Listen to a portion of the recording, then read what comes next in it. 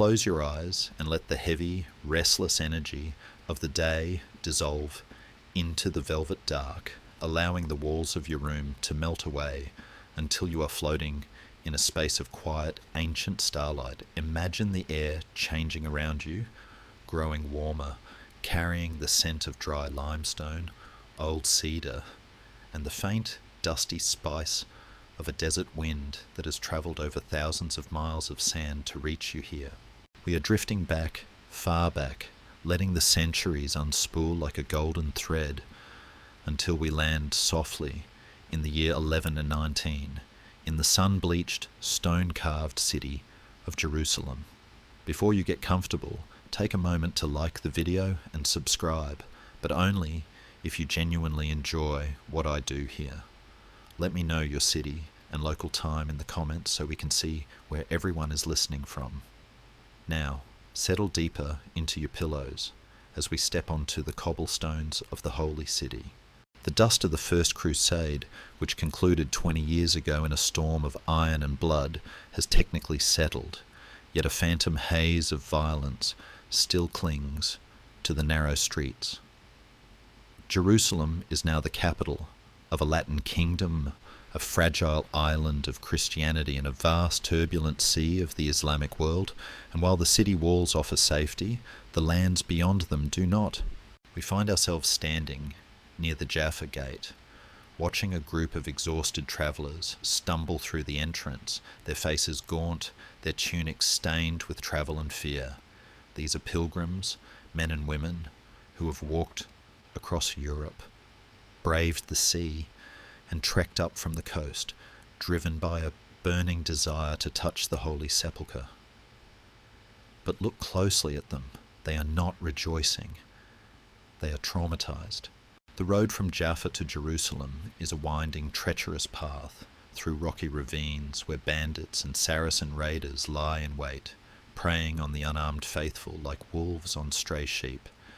It is said that for every prayer whispered in Jerusalem, a scream is echoed in the canyons leading to it.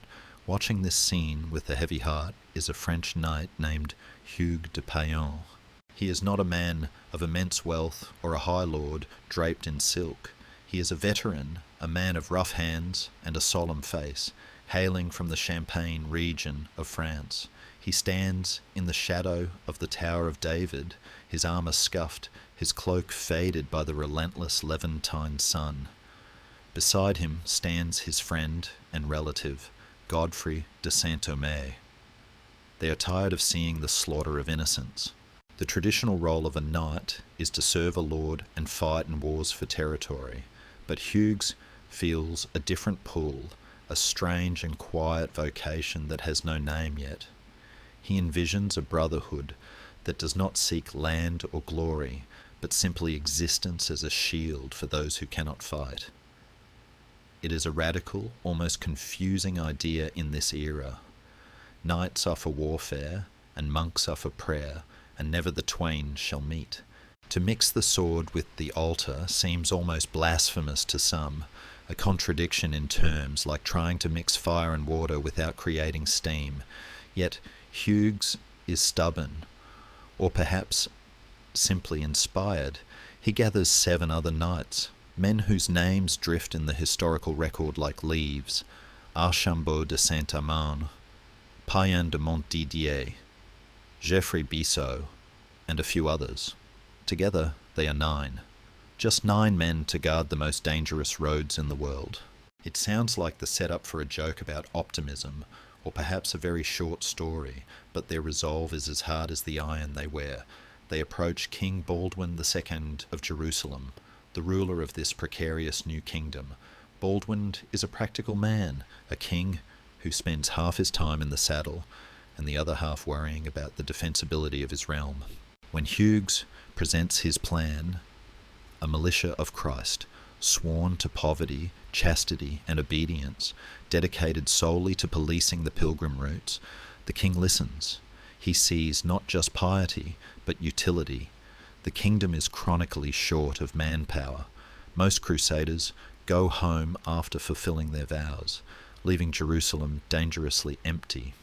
If these 9 men want to dedicate their lives to protecting the roads for free, Baldwin is certainly not going to stop them. In fact, he gives them a headquarters. And what a headquarters it is. The king grants them a wing of his own royal palace, the Al-Aqsa Mosque, situated on the southern edge of the Temple Mount. To the Crusaders, this is not just a mosque. They believe it stands on the very ruins of the Temple of Solomon. It is a place thick with the ghosts of history, where the Ark of the Covenant once rested, where prophets walked, and where the divine felt close enough to touch. The knights move into this sacred space, their steel boots echoing on the ancient flagstones. They call themselves the poor fellow soldiers of Christ and of the Temple of Solomon. The name is a mouthful, perhaps, but it carries the weight of their new home. They are the Templars now. But let us pause and look at them in these early days. There is no vast fleet, no banking empire, no mysterious rituals yet. There is only poverty, real, grinding poverty.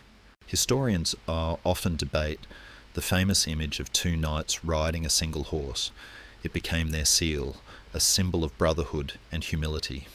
Some scholars argue it was a literal depiction of their early financial state, while others suggest it was merely symbolic of their duality as monk and warrior. However, considering they depended on donations for even their food and clothing, it is entirely possible that carpooling on a war horse was simply a logistical necessity. It brings a soft smile to imagine two fully armoured men trying to maintain their dignity while bouncing in tandem on a single steed, a precursor to budget travel that history rarely highlights. In these first 9 years, the Templars are almost invisible to the wider world.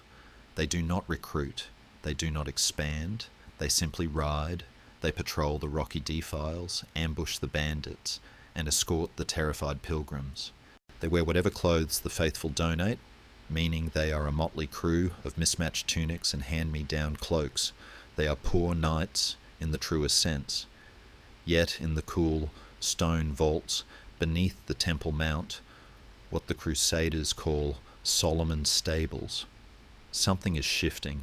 Legend whispers that during these 9 years of silence, the knights were doing more than patrolling, that they were digging, searching the tunnels beneath the mount for relics, perhaps the Ark itself, or secret knowledge buried by ancient kings. While archaeology shows us that people have indeed dug there, there is no solid proof the original 9 found anything magical. But perhaps the true treasure they found was the discipline itself.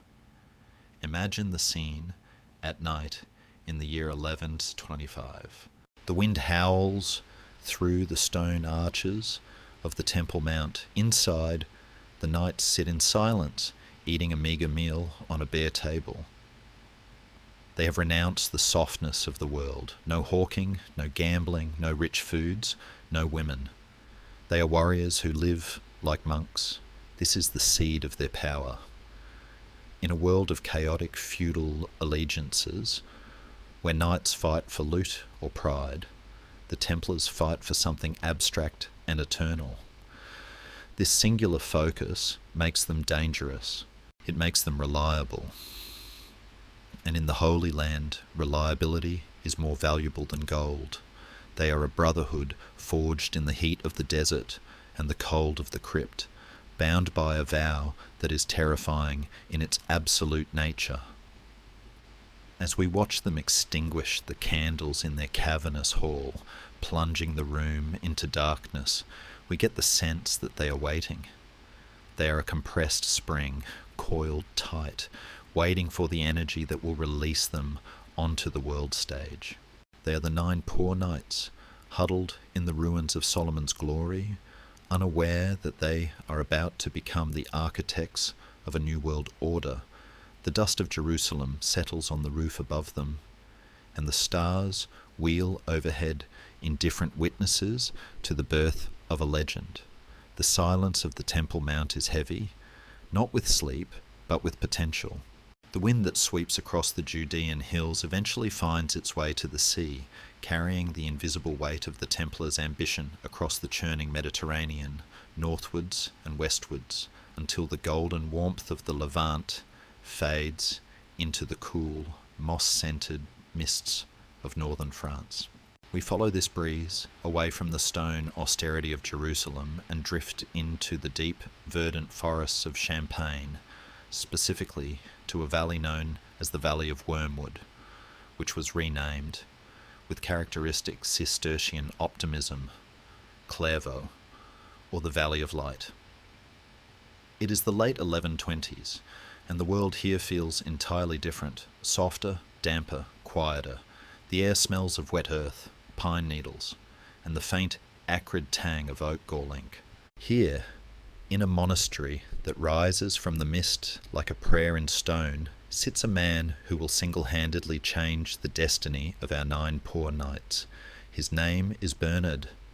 History will know him as Saint Bernard of Clairvaux, a figure of such intense spiritual gravity that he seems to pull the entire 12th century into his orbit.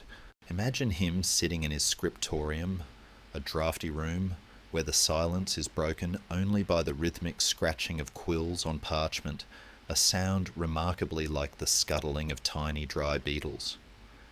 Bernard is not a warrior. He is a frail man, often in poor health, his body wasted by rigorous fasting and a digestion that gave him no end of trouble. A reminder that even saints are not immune to the humble indignities of being human. Yet, despite his physical fragility, his mind is a fortress of iron. He is the nephew of one of the original 9 Templars, André de Montbard, a family connection that proves to be the most fortunate coincidence in the history of the order. Hugues de Payen, realizing that 9 men cannot guard a kingdom forever, has travelled to Europe to seek validation, and he knows exactly whose door to knock on. He needs more than money. He needs a theological miracle. He needs someone to explain to the Pope and the world how a man can be a monk, forbidden to shed blood, and a knight whose job description is literally shedding blood.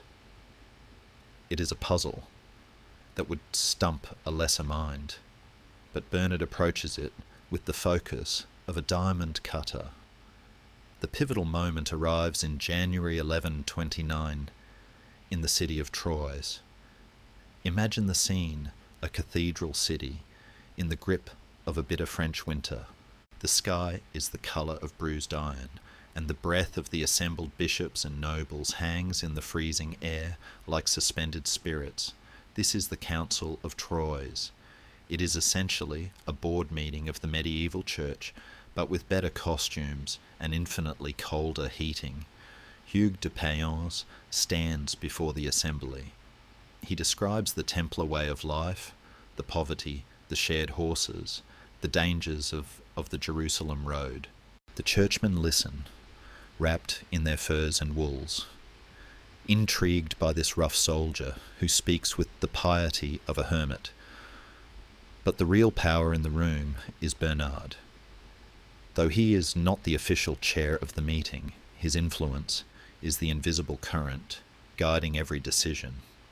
Under his guidance, the council drafts the Latin Rule, a governing document of 72 clauses that will define the Templar existence. It details everything, from how many horses a knight may have, to what they can wear, to how much meat they can eat. Not much, and only 3 times a week. It is a bureaucracy of holiness, but Bernard's greatest contribution comes shortly after, in a treatise titled De Laude Novae Militiae, in praise of the new knighthood. This document is a masterpiece of rhetorical alchemy.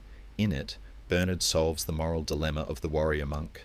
He writes that when a Templar kills an evildoer, he is not committing homicide, the killing of a man, but malicide, the killing of evil itself. Oh, it is a terrifyingly brilliant distinction.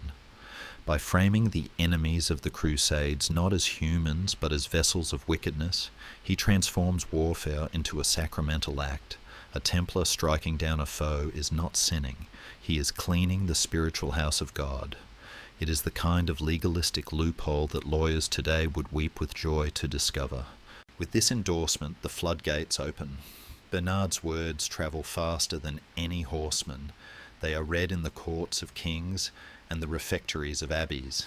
Suddenly, the Templars are not just a scruffy band of volunteers in the desert. They are the Knights of God, the trendy new cause of Christendom. The approval at Troy transforms them from a private club into a papal institution. The Pope eventually issues a bull, Omnidatum Optimum, which we will explore later, but the spiritual foundation is laid here in the cold ink of Bernard's approval. It is fascinating to consider the what-ifs of history. Historians still argue whether the order would have survived at all without Bernard's intervention. Without his prestige, they might have remained a footnote, a small charitable fraternity that faded when the first generation died out. Instead, Bernard straps a rocket to their backs. As the Council of Troyes concludes, we can imagine the heavy wooden doors of the cathedral opening to let the attendees out into the winter twilight. Snow has begun to fall, dusting the muddy streets of Troy with a pristine white layer, a visual echo of the white mantles the knights will soon wear. Hugues de Payan steps out, clutching the roll of parchment that legitimizes his brotherhood. He must feel a profound sense of relief and perhaps a flicker of trepidation. The quiet days of guarding the Jaffa Road are over. The order is now a machine, fueled by the theology of a saint and the blessing of the church. The silence of the scriptorium where Bernard wrote his treatise feels far away now, replaced by the gathering hum of a Europe waking up to a new holy purpose. The ink is dry, the word is out, the duality is formalized. The sword and the cross are now forged into a single unbreakable instrument. As we drift away from the snowy rooftops of Troy, leaving the freezing bishops to their warm wine and fires, we can sense the momentum shifting. The timeline is accelerating. The idea has taken root, and like the great oaks of the Champagne forests, it is about to grow massive, sprawling, and deeply, deeply entrenched in the soil of the medieval world. The new knighthood has been praised, and the world will never be the same again. The snows of Troy melt into the verdant green of a European spring, and with the changing season comes a change in the fortunes of our knights that is nothing short of miraculous. We drift now, hovering over the patchwork fields of France, Spain, and England, watching as the ink of Bernard's approval transforms into solid stone and glittering gold. Following the Council of Troyes, a fever seems to grip the aristocracy of Christendom, a collective desire to be part of this new holy experiment. It is as if a dam has broken, but instead of water, the flood is composed of land deeds, silver marks, and pious good intentions. The poor fellow soldiers are about to become very, very rich, though, and this is the crucial paradox, the individual knights will remain penniless. The wealth belongs to the order, a vast, abstract entity that consumes resources with the appetite of a growing empire. Imagine standing in the solar of a minor French baron. He is looking at his life, his sins, mostly, which in the 12th century are a source of constant terrified anxiety, and he sees the Templars as a spiritual investment vehicle. He cannot go to Jerusalem himself. His knees are bad, or his harvest is late, or he simply enjoys his comforts too much. So he does the next best thing. He summons a scribe. With the scratch of a quill, he donates a watermill, or a tract of forest, or the rights to a weekly market, to the order of the temple. In exchange, he buys a share of their prayers and, hopefully, a slightly more comfortable seat in the afterlife. This scene plays out thousands of times across the continent. The donations are not always glamorous. While kings give castles, peasants give what they have, a few sheep, a swath of linen, or the harvest of a single olive tree. The order accepts it all. They are building a machine, and a machine needs every screw and bolt. Perhaps the most dramatic and slightly absurd example of this generosity occurs in 1131, with Alfonso I of Aragon, known as the Battler. Alfonso is a man who has spent his entire life fighting the Moors in Spain, a warrior king to his bones. He has no children, and as he feels death approaching, he decides to draft a will that leaves his courtiers gasping for air. He does not leave his kingdom to a nephew or a cousin. Instead, he bequeaths his entire realm, the Kingdom of Aragon, to be split equally among the Knights Templar, the Knights Hospitaller, and the Order of the Holy Sepulchre. Imagine the scene when the nobles read this document. The silence must be deafening, followed by the frantic sound of lawyers flipping through rulebooks. It is a testament to the Templars' skyrocketing reputation that a king would trust them with a country. Of course, the local nobility politely but firmly ignores this request.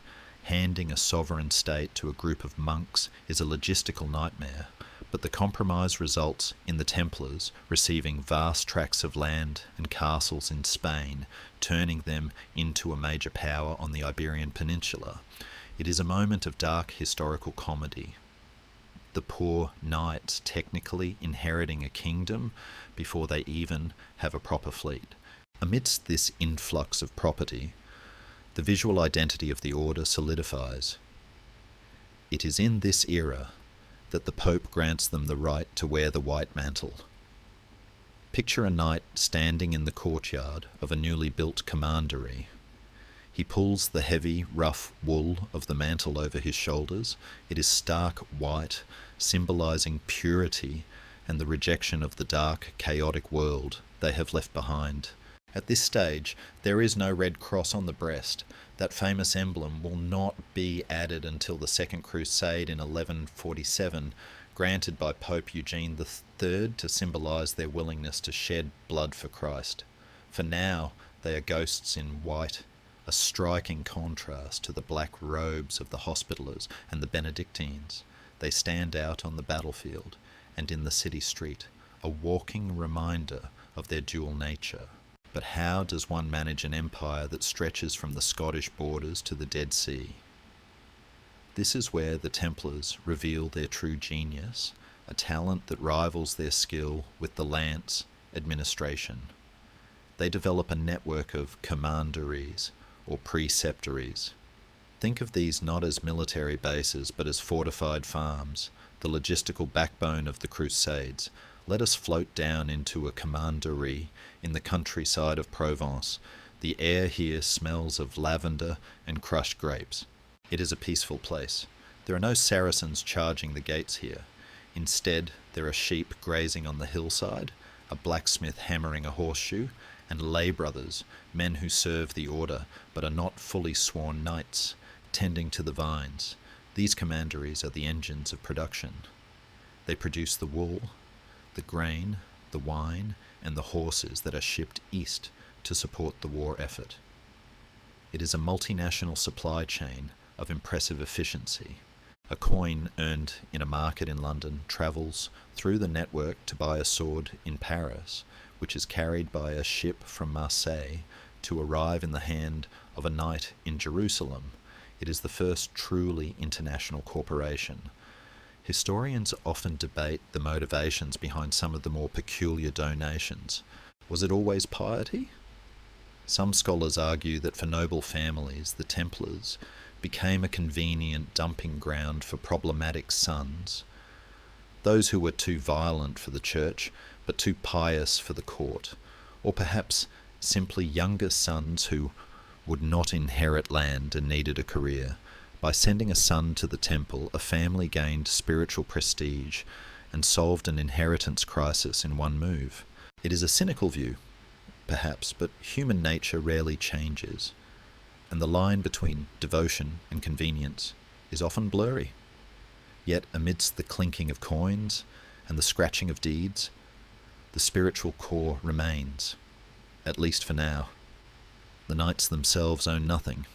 If a Templar dies and is found to have a single concealed coin in his pocket, he is denied a Christian burial. This rule is enforced with terrifying strictness. The wealth is everywhere, visible in the rising stone walls of their preceptories and the fine Arabian horses they ride, but it is untouchable to the individual. This tension between the corporate billions and the personal zero creates a strange psychological pressure, a friction that keeps the knights sharp, hungry, and focused. They are surrounded by the gold of the world, yet they must not touch it. They are the treasurers of Christendom, guarding wealth they cannot spend on themselves. As the sun sets over our imaginary commandery in Provence, casting long shadows across the vineyards, we can see the sheer scale of what has been built in just a few decades. The order has grown from 9 men in a basement to a continental power. They have the favour of the Pope, who in 1139 issues the bull Omni Datum Optimum, every perfect gift. This document is the final key to their independence. It exempts them from paying tithes, taxes, to the church, while allowing them to collect tithes from others. It makes them answerable to no one but the Pope himself, not bishops, not kings. They are a law unto themselves, a state within a state, a church within a church. As the last light fades from the sky, painting the white limestone of the commandery walls in shades of violet and grey, a sense of foreboding mixes with the triumph. They have risen so high, so fast. They have built an empire of stone on a foundation of faith. But empires of stone are heavy, and they cast long, cold shadows. The poor knights are now the bankers and landlords of Europe, and while their mantles are white, the world they are navigating is becoming increasingly grey. The simplicity of the Jaffa Road is gone, replaced by ledgers, politics, and power. And power, as history whispers to us, is a dangerous thing to hold, especially for men sworn to humility. Now, let the noise of the building sites and the scratching of administrative quills fade away, replaced by a sound far more primal and piercing, the tolling of a single iron bell, shattering the silence of the middle of the night. It is 2 a.m. We are no longer hovering above the map of Europe. We are inside the thick, cold walls of a Templar preceptory, perhaps in Paris or Jerusalem, it matters not, for the routine is identical in every corner of their empire. The air is pitch black, heavy with the scent of unwashed bodies, damp wool, and the lingering smoke of extinguished tallow candles. This is the hour of matins. In the dormitory, rows of men stir from their pallets. They do not sleep in the nude, as is common for medieval people, but in their shirts and breeches with their belts tied tight. The rule dictates this for readiness. A Templar must always be prepared to leap into battle, even from his dreams. Imagine the rustle of straw mattresses and the soft thud of leather boots on stone as hundreds of men rise in unison. There is no grumbling, no groggy conversation. Silence is a rule. As ironclad as their armour, they move like shadows into the chapel, where they will chant the Psalms of David for hours. This is the heart of the monk of war paradox. Their lives are governed not by the rhythms of the battlefield, but by the liturgy of the hours. They are soldiers who live in a monastery, or perhaps monks who live in a barracks. The distinction is blurred to the point of invisibility. The Latin rule, the code that governs their every breath, is a document of 72 clauses that micromanages their existence with a precision that would exhaust a modern drill sergeant. It dictates everything from the cut of their hair, short and practical, to the nature of their bedding. And then there is the matter of the beard. In the 12th century, most Western men, especially clergymen and Norman knights, are clean-shaven. To wear a beard is seen as somewhat wild, perhaps a bit Eastern, yet the Templars are commanded to wear full beards, that no finery may be seen on their bodies. This visual distinction sets them apart instantly. When you see a Templar, you see a man who has rejected the fashion of the court for the rugged aesthetic of the Old Testament prophets. They are the bearded brothers, a look that commands both fear and respect, signalling that they have opted out of the vanity of the world. After matins and lauds, as the first grey light of dawn touches the chapel windows, the day does not ease into leisure. It grinds forward with relentless discipline. Meals are taken in a refectory that feels more like a library than a mess hall. They eat in silence, listening to a clerk read scripture aloud. If a brother needs the salt, he does not ask for it. He uses a complex system of hand signals, a silent language of hunger and utility. And here we find a curious detail in the rule regarding food. 2 knights must share a single bowl. This is a deliberate psychological tool. It forces intimacy and brotherhood, reminding them that they possess nothing individually, not even the soup they consume. It also, quite practically, allows them to police each other's fasting. It is hard to sneak an extra piece of meat when your brother is dipping his spoon into the same dish. Speaking of meat, the rule is surprisingly specific about their diet, allowing flesh only 3 times a week, as eating flesh corrupts the body. It is a diet designed for endurance, not luxury, heavy on pulses, bread and vegetables, fueling the body without inflaming the passions. Historians often debate the literacy of the average Templar knight. While the leadership was educated, many rank-and-file knights were illiterate nobility, men of the sword rather than the book. Some scholars argue that the silent reading during meals was the primary way these warriors absorbed the theology they were dying for, a daily drip-feed of doctrine that settled into their bones along with the broth. But the day is not all prayer and porridge. The war part of monks of war requires maintenance. Between the hours of prayer, prime, terce, sext, nuns, the silence of the chapel is swapped for the clamour of the stables. A Templar's horse is his life. The rule forbids a knight from beating his horse, a remarkable protection in an age of casual cruelty. If a knight's horse is injured due to his negligence, the knight loses his habit, a severe punishment. They spend hours grooming, inspecting hooves and checking tack. This is not merely a chore, it is an act of worship. The horse is the tool God has given them to execute his will, and to neglect the tool is to neglect the craftsman. We can imagine the sensory shift here. The smell of incense replaced by the pungent, earthy odour of manure and sweat, the chanting replaced by the ring of a hammer on an anvil. It is here, in the dust of the training yard, that the Malicide theology is practiced. They drill not for individual glory, tournaments are strictly forbidden, but for unit cohesion. They learn to charge as a solid wall of steel, knee to knee, a terrifying single organism rather than a collection of heroes. This suppression of the individual ego is the secret source of their military effectiveness. In the secular world, a knight fights for his name, his lady, or his ransom money. A Templar fights because he has been ordered to, and he fears disobedience more than death. The punishments for breaking the rule are designed to strip away pride. For minor infractions, a knight might be forced to eat his meals on the floor with the dogs, a public humiliation that reinforces the hierarchy.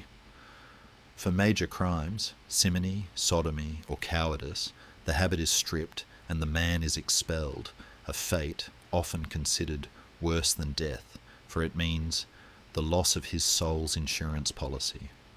And what of love? The rule is blunt. Clause 71 states, "The company of women is a dangerous thing, for by it the old devil has led many from the straight path to paradise."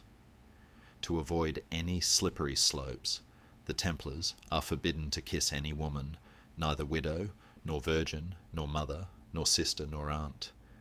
There is a bleak protective humour in the inclusion of aunt, as if the drafters of the rule were determined to plug every possible loophole of affection. The Templar is married to the Order. His emotional energy is entirely sublimated into the brotherhood. This creates an intense, almost claustrophobic bond between the men. They are everything to each other: family, friends, comrades, and confessors. This total isolation from the softening influences of normal life turns the preceptory into a pressure cooker of martial zeal. As the sun sets and Compline is sung, the great silence descends once more. No one may speak until after Mass the next morning. They return to their pallets, their bodies aching from the drill, their minds filled with the verses of the Psalms. They lie in the dark, listening to the breathing of their brothers, waiting for the bell to ring again at 2 a.m. It is a life of crushing hardness, devoid of comfort, devoid of privacy, devoid of choice, and yet thousands of men flock to join. Why? Because in a chaotic world, the Order offers certainty. It offers a clear path to salvation through the very thing these men are good at: fighting. As we leave the silent dormitory, drifting back out into the cool night air, we realize that we are not looking at a mere army. We are looking at a weapon that has been forged, tempered, and sharpened in the dark, ready to be drawn from its scabbard and plunged into the heart of the East. The poor fellow soldiers are poor no longer in spirit. They are rich in purpose and terrifyingly disciplined. The bell hangs silent in the tower, but the tension is building. The training is over. The test is coming. The cool, dark silence of the European dormitory dissolves, replaced instantly by a blinding white-hot light and a heat so physical it feels like a heavy wool blanket dropped onto your shoulders. We have transported ourselves from the stone floors of the West to the shifting sands of the Levant, standing on a ridge overlooking a vast, shimmering plain. It is high noon, the hour when the sun is a tyrant, bleaching the colour from the world and turning the horizon into a dancing haze of heat distortion. Here, amidst the buzzing of flies and the smell of dry sagebrush, we witness the culmination of all that prayer and discipline, the Templar heavy cavalry charge, a tactical phenomenon that scholars of military history still analyse with a mix of awe and horror. To understand the impact of the Templars, you must first understand the physics of their existence on this battlefield. Picture a single knight. He is mounted on a destrier, a horse bred not for speed like a racehorse, but for explosive power and aggression, a beast that is essentially a battering ram with a heartbeat. The knight himself is encased in a hauberk of chainmail, thousands of riveted iron rings that weigh as much as a small child, dragging on his shoulders, baking him like a loaf of bread in an oven. Underneath, he wears a padded gambeson to absorb the blows, adding yet another layer of insulation against the merciless sun. It is a testament to human endurance that they did not simply faint before the battle began. Indeed, there is a grim sort of humour in realising that the Templars' greatest enemy was often not the Saracen army, but heatstroke, making their heavy wool habits seem like a particularly cruel choice of uniform for desert warfare. But look at them now. They are drawn up in a squadron, a formation known as an echelle. They do not move. This is their terrifying signature. While the armies around them, the feudal levies, the shouting infantry, the chaotic mix of mercenaries, are shifting and clamouring, the Templars sit in absolute unnatural stillness. It is the silence of a coiled viper. At the front of the column rides the Marshal of the Order, and beside him floats the Baucent, the Templar banner, a simple rectangle of black and white. The black symbolises the ferocity they show to their enemies, the white the purity of their cause. As long as that banner flies, no Templar may retreat. If it falls, they must rally to the Hospitalia banner. If that falls, only then may they leave the field. Essentially, they are programmed to die, where they stand. Across the field, the enemy forces, perhaps the light cavalry of a Turkish emir or the disciplined Mamluks of Egypt, watch this silent block of iron with deep unease. They know what is coming. The Crusader tactic is a high-stakes gamble, a one-shot weapon. They are almost always outnumbered, sometimes 10 to 1. They cannot win a war of attrition. They must shatter the enemy line in a single apocalyptic blow. The tension stretches thin, vibrating in the air like a plucked lute string.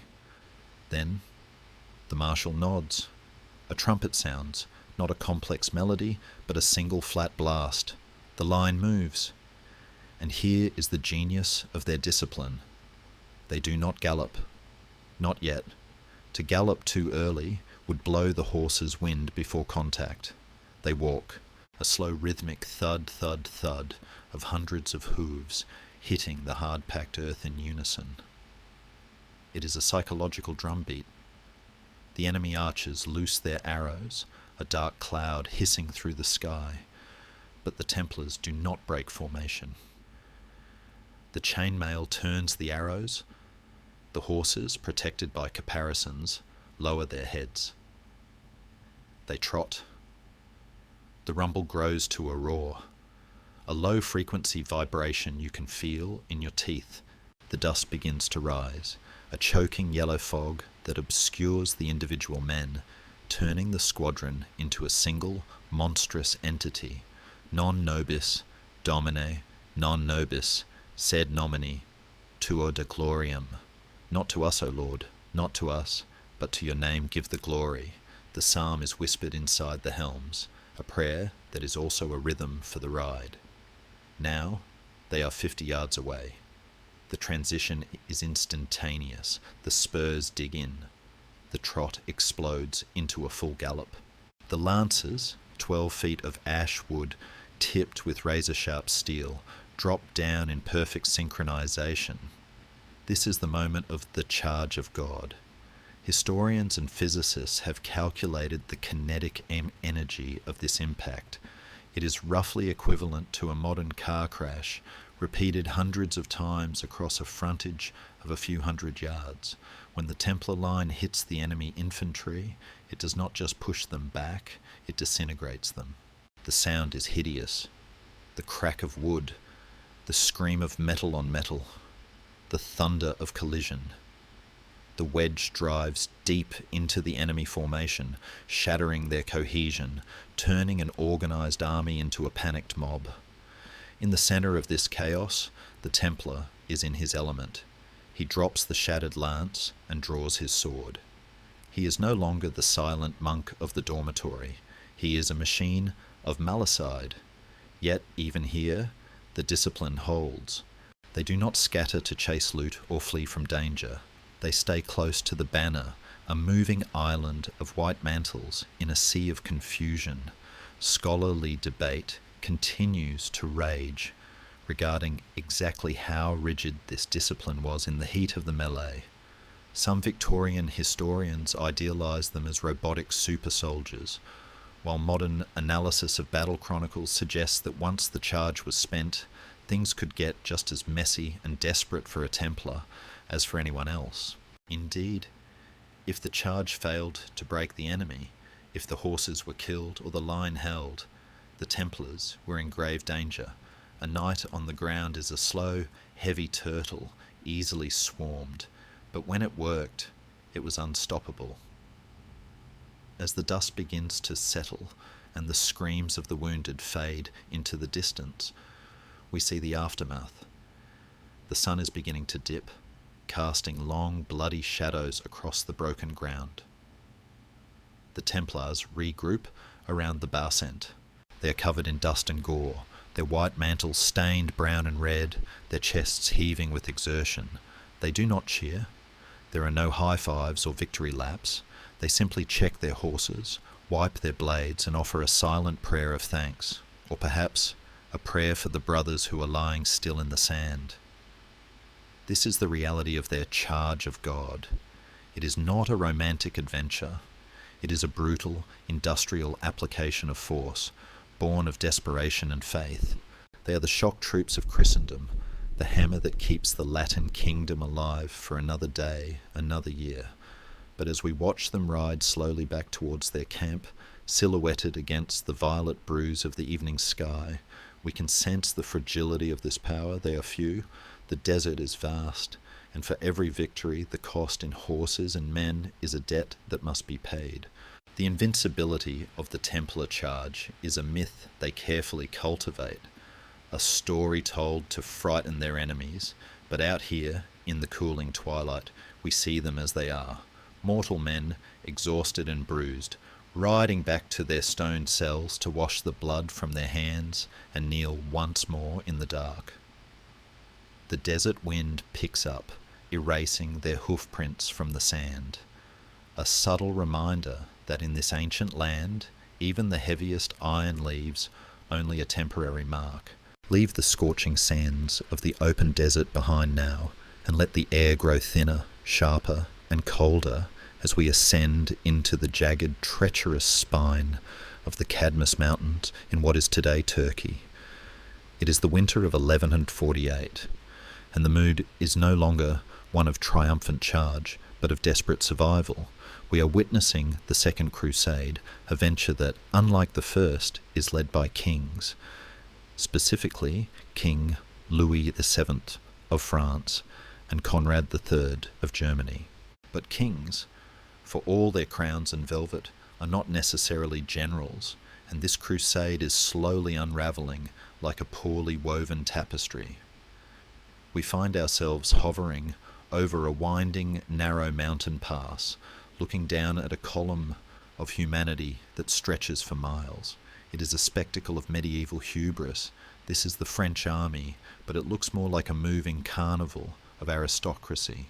There are wagons piled high with chests of silver, silks, and changes of clothes. There are ladies in waiting riding palfreys. There are troubadours and servants.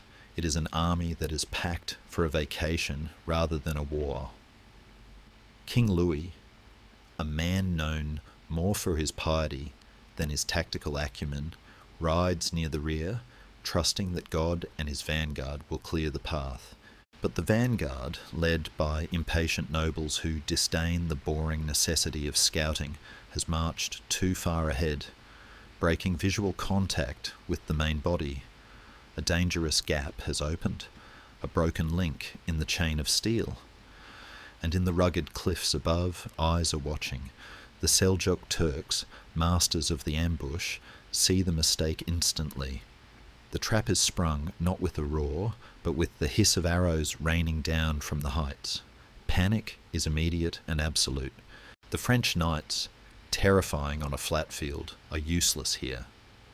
Their heavy horses stumble on the loose scree, their long lances catch on the pine branches. It is a massacre in a bowling alley. Men are pushed over the precipice, wagons overturn, and the screams of the dying echo off the canyon walls. King Louis himself is separated from his bodyguard, forced to scramble up a rock face, grabbing onto tree roots to pull himself to safety, a rather undignified position for the monarch of France, clinging to a boulder like a frightened squirrel while his army disintegrates below him. But then, amidst the screaming chaos, a different sound cuts through, the calm, rhythmic shouting of orders. Through the smoke and confusion, a squadron of 50 knights appears. They are not panicking. They are not scrambling. They are wearing white mantles with red crosses. The Templars have arrived, led by their Grand Master, Everard des Barres. They do not just charge blindly, they organise. It is a moment that marks a fundamental shift in the history of the Order. Until now, they were participants in the Crusades. Today, they become its managers. Everard sees the disaster and realises that the French nobility, for all their pride, are children in the art of desert warfare. He rides to the king, who is likely very relieved to come down from his rock, and makes a proposal that borders on treason in its boldness. He demands that the king turn over command of the entire army to the Templars. He demands that every French knight, from the highest duke to the lowest squire, swear an oath to obey the Templar officers without question. It is a stunning reversal of the feudal social order. The poor fellow soldiers are telling the high aristocracy what to do, and the king, humbled and terrified, agrees. What happens next is a masterclass in discipline. The Templars break the chaotic French column into small manageable units. They mix their own seasoned knights with the green French recruits, teaching them how to close ranks, how to hold their shields to create a tortoise shell against the arrows, and most importantly, when not to charge. The discipline of the monastery is imposed on the anarchy of the court. We can imagine a grizzled Templar veteran barking orders at a wealthy count who has never been told no in his life, and the count, perhaps for the first time, listening. The column begins to move again, not as a panicked mob, but as a spiked caterpillar, bristling with steel, fighting its way inch by bloody inch through the pass. They survive. They reach the port of Antalya, battered but intact. King Louis is profoundly changed by this experience. He writes to his regent in France, admitting with rare royal candour that without the Templars he would be dead or captured. But this salvation comes with a price tag. The crusade has been ruinously expensive. The king has lost his baggage train, his gold, and his credit rating. He needs money to feed his army and buy ships to sail to Jerusalem. Who has money? The Templars. The Grand Master, Everard, opens the order's treasury. He lends the King of France a staggering sum. Some records suggest it was enough to fund the entire French state for a year. This is the moment the trap of history snaps shut, though it sounds like the clinking of friendly coins. The Templars have become the bankers of the crown. They have saved the king's life and his wallet.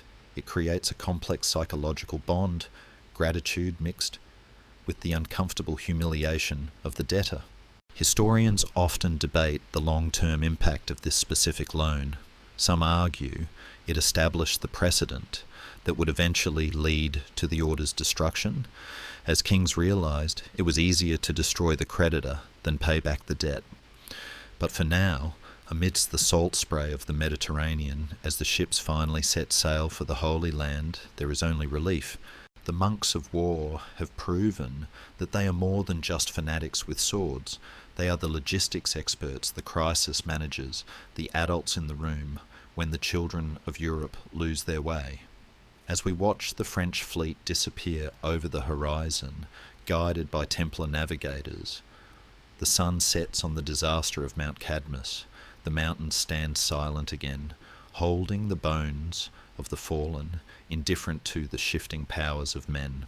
The Templars have protected the crown, yes, but in doing so, they have stepped out of the shadows and into the dangerous light of high politics, a place where arrows are not made of wood and iron, but of envy and ink, and where armour offers no protection at all.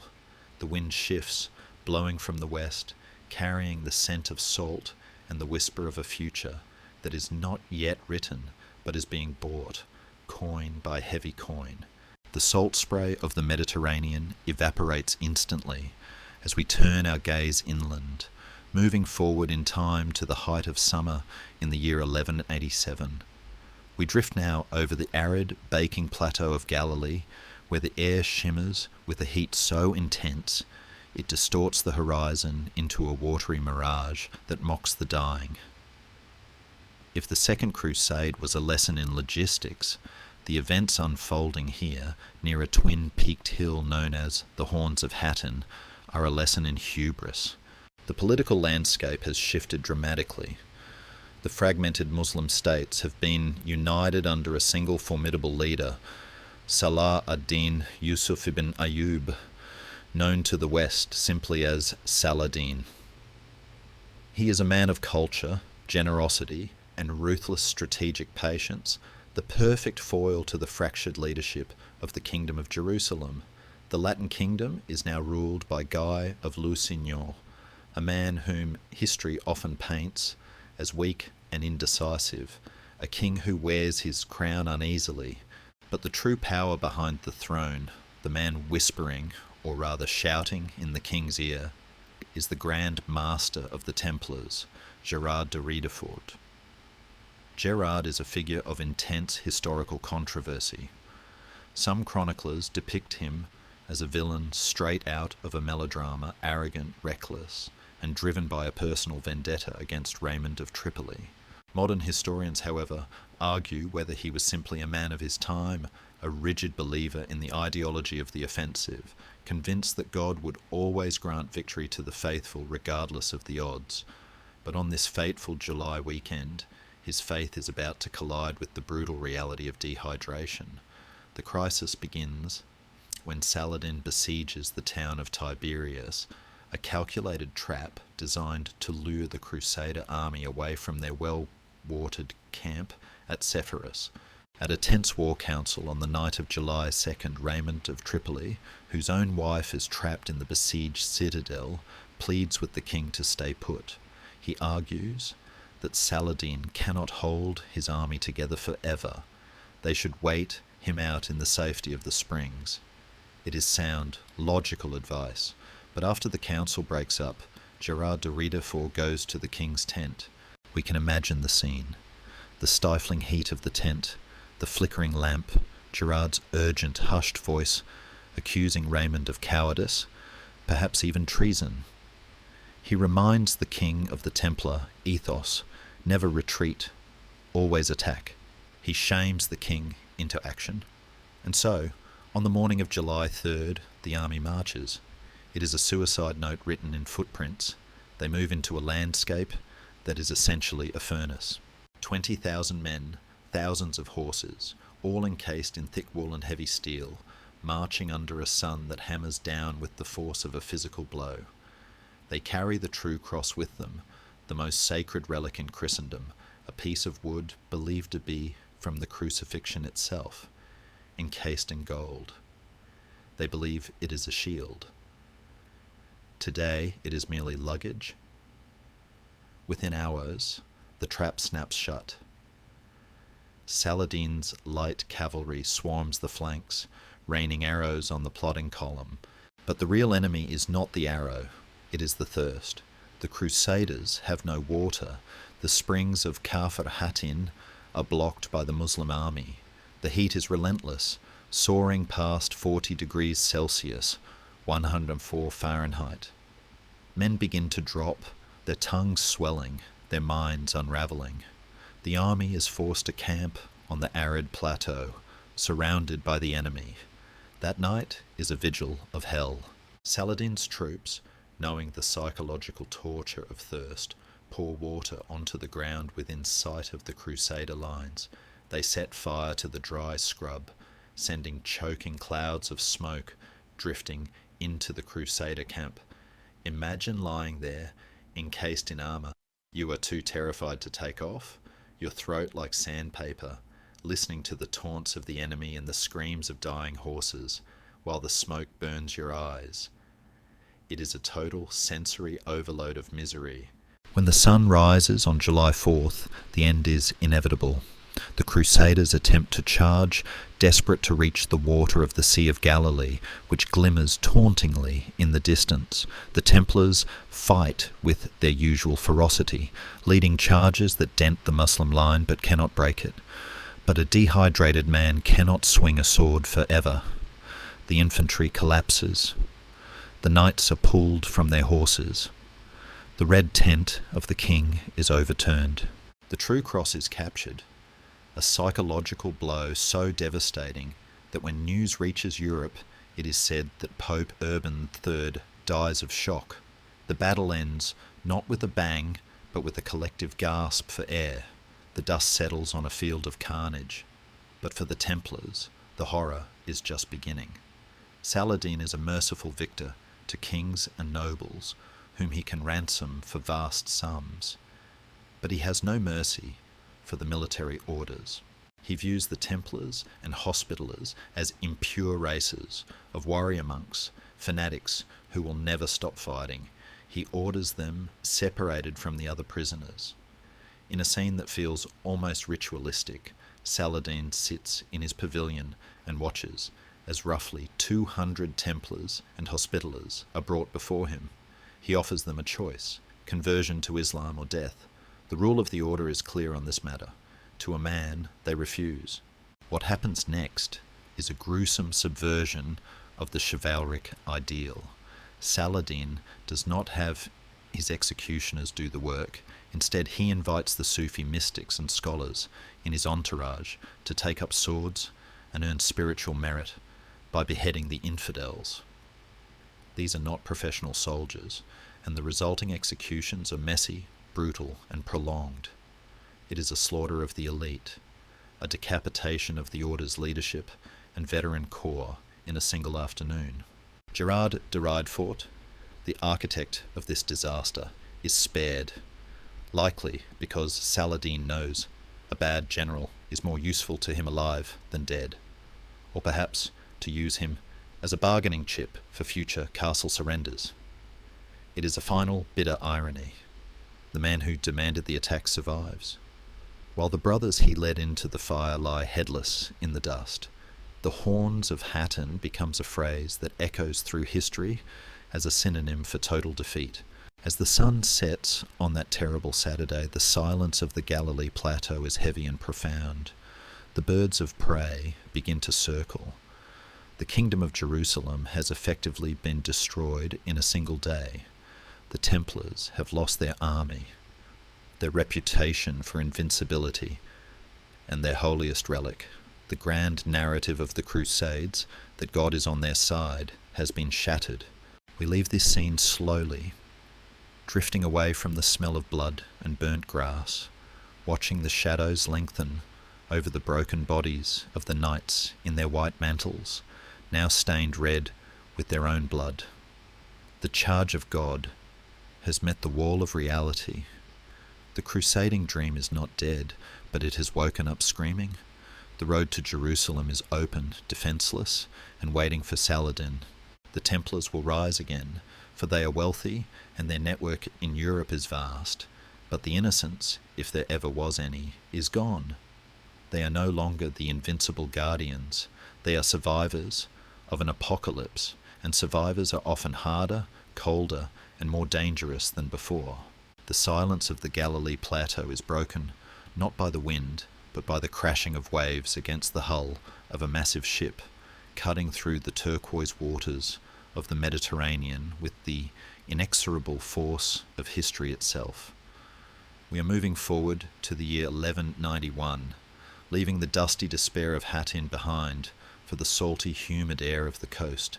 The Third Crusade has arrived, and it brings with it a storm of energy, colour, and royal ego. If the previous years were a tragedy of isolation, this era is a blockbuster of celebrity warfare. We find ourselves hovering above the port city of Acre, a fortress jutting into the sea, currently the stage for the longest and most brutal siege of the Crusades. The scene is chaotic. A floating city of European ships bobs in the harbour, their masts like a stripped forest, flying the banners of England and France. On the landward side, a ring of crusader tents encircles the city, while beyond them, Saladin's army encircles the Crusaders. It is a siege within a siege, a deadly layer cake of attrition. Into this grinder steps a man who seems to suck all the oxygen out of the room. Richard I of England, known to history as the Lionheart. He is a giant of a man, with reddish gold hair and a temper that matches the volatility of Greek fire.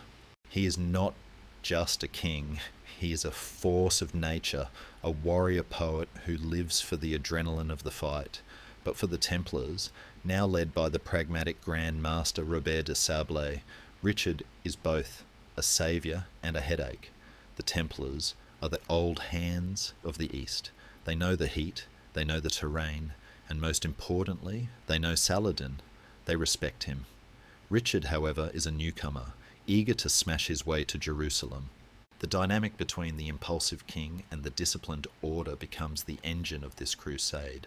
The Templars serve as the tactical backbone of Richard's army, When the city of Acre finally falls, a surrender that involves complex negotiations and, sadly, a brutal massacre of prisoners that we will view from a distance with a heavy heart, the army begins its march south towards Jaffa. This march, leading to the Battle of Arsuf, is perhaps the Templars' finest hour of discipline.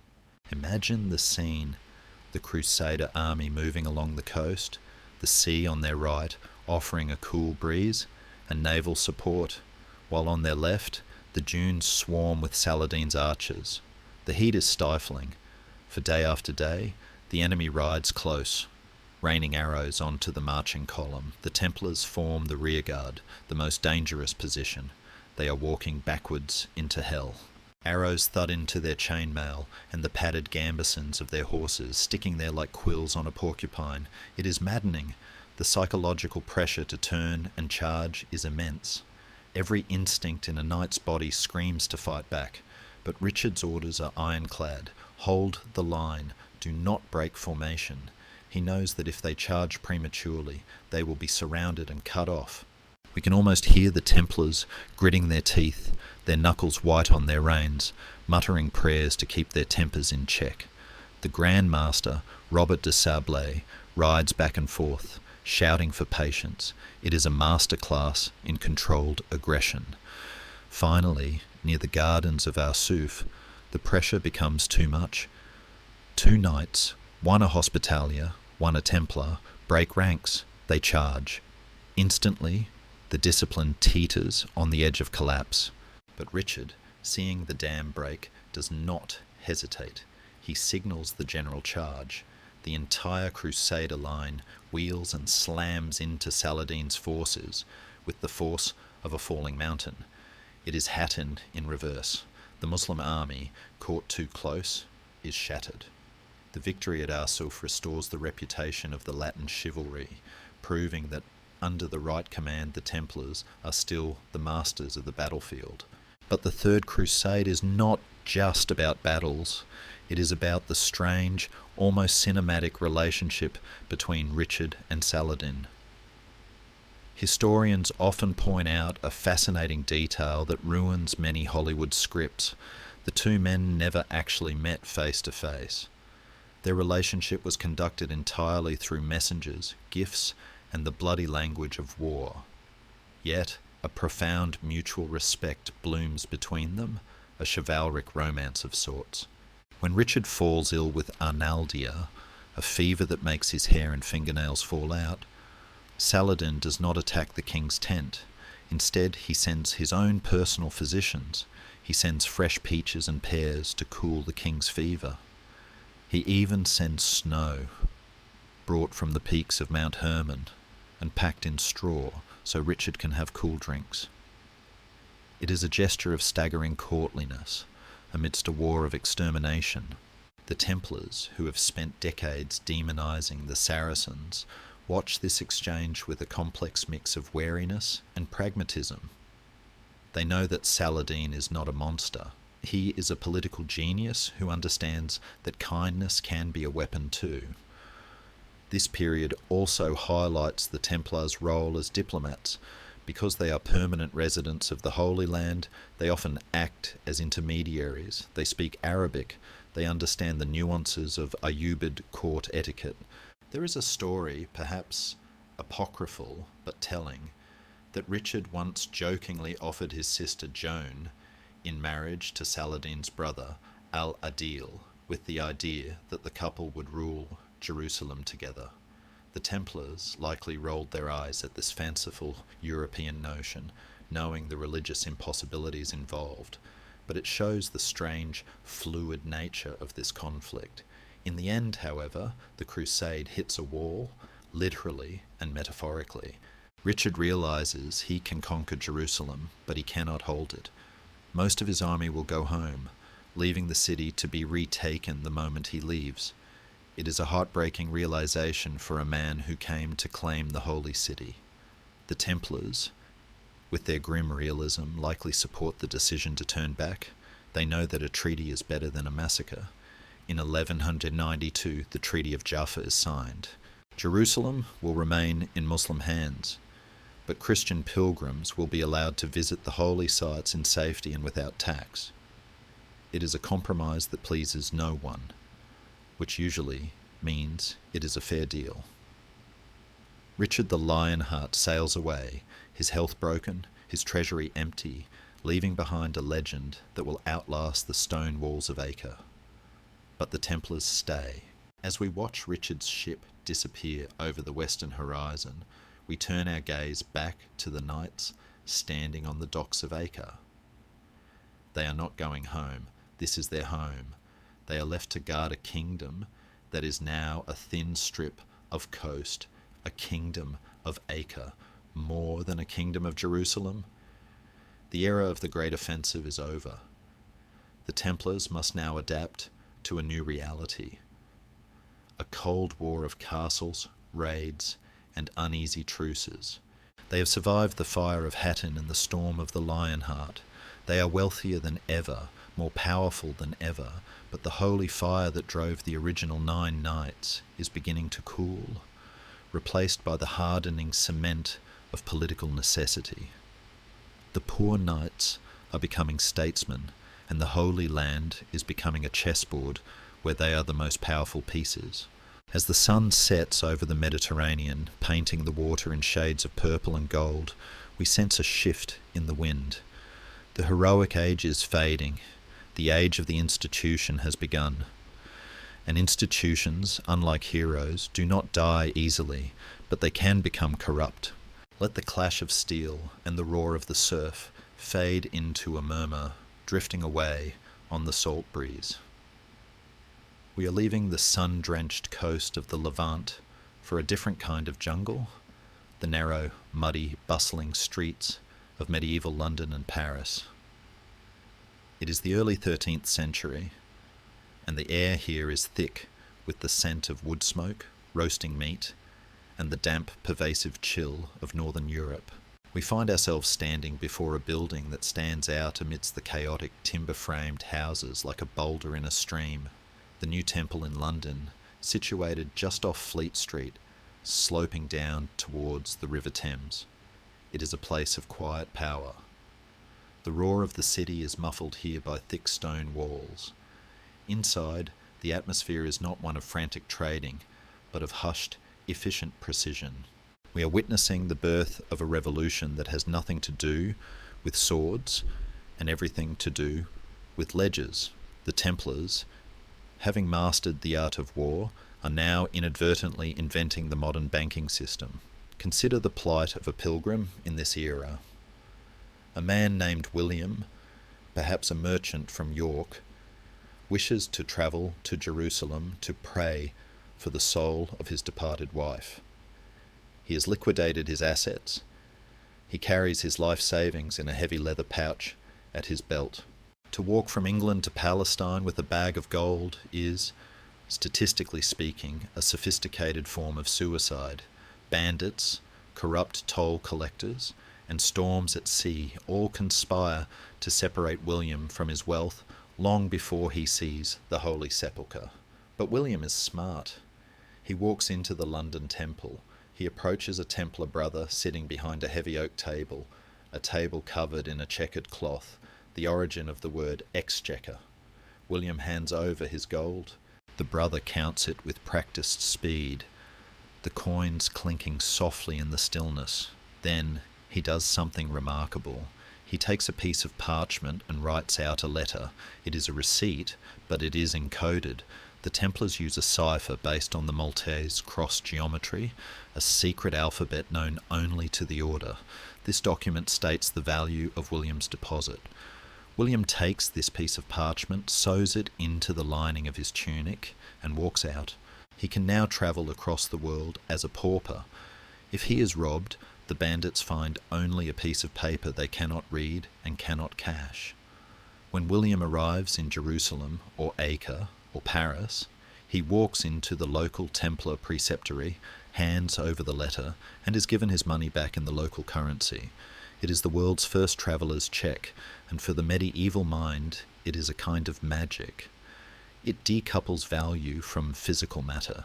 Money is no longer heavy metal that you must carry. It is information. But the Templars do not stop at travellers' checks. As we glide from London across the Channel to the massive temple fortress in Paris, the centre of their European financial network, we see that they have become the deposit bankers for the 1%. The Paris Temple is a city within a city, dominated by a great stone tower known as the Grosse Tour. This tower is the Fort Knox of the Middle Ages. It is so secure that King Philip Augustus of France does not keep the royal treasury in his own palace. He keeps it here under the guard of the monks. The Templars are not just the king's bankers, they are his treasurers. They collect his taxes, manage his accounts, and audit his expenses. It is a relationship of staggering trust. The King of France essentially outsources his Ministry of Finance to a private military corporation. This financial dominance leads to a scholarly debate that persists to this day. Did the Templars practice usury? The Church strictly forbade the lending of money at interest. It was considered a sin, a theft of time, which belongs only to God. Yet the Templars were clearly making a profit. How? Historians argue that they used loopholes that would make a modern tax attorney blush. They did not charge interest. They charged rent on the transaction, or they manipulated the exchange rates between currencies to skim a healthy margin. If you deposited pounds in London and withdrew bezants in Acre, the exchange rate was set by the order, and the house always won. It was not usury. It was merely creative logistics. The sheer volume of wealth flowing through the Paris Temple is difficult to visualize.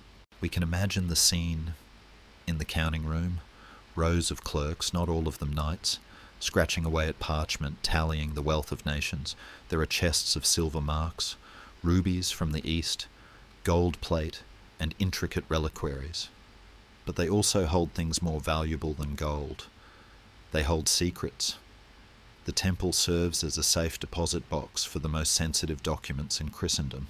Kings deposit their wills here, trusting the Templars to execute them faithfully after their death. Treaties are stored here. In an age of constant betrayal, the Templars are the escrow agents of God, the neutral third party that everyone trusts because they answer to no earthly king. This neutrality makes them indispensable. We see King Henry III of England pawning the crown jewels to the Templars to fund his wars. It is a humorous image, the King of England, hat in hand, asking a monk for a loan against his own crown, but it underscores a shifting power dynamic. The Templars have liquidity in a world that is land rich but cash poor. This makes them powerful, yes, but it also creates a subtle, creeping resentment. To owe a man your life is one thing. To owe him your money is quite another. Let us linger for a moment on the sensory experience of this wealth. In the crypts beneath the Paris Temple, the air is cool and smells of dry stone and dust. There is a profound silence here, a sharp contrast to the screaming battlefields of the East. Here, power is silent. It sits in iron-bound chests. A brother walks through the rows of strong boxes, a lantern in his hand, checking the seals. He is a warrior who has traded his sword for a set of keys. He guards a hoard that could buy kingdoms, yet he owns nothing. He wears a rough wool habit and eats his lentils in silence. This juxtaposition is the core of the Templar mystery in the public imagination. How can men be so rich and yet so poor? The Templars also pioneer the concept of the mortgage. A noble who wants to go on a crusade but has no cash can pledge his estate to the order. The Templars pay him a lump sum, and in return they hold the land and collect its income until the loan is repaid. If the noble dies, which is likely, the Templars keep the land. It is a ruthless but effective way to expand their property portfolio. Slowly, map by map, deed by deed, the Order is acquiring a significant chunk of the European landscape.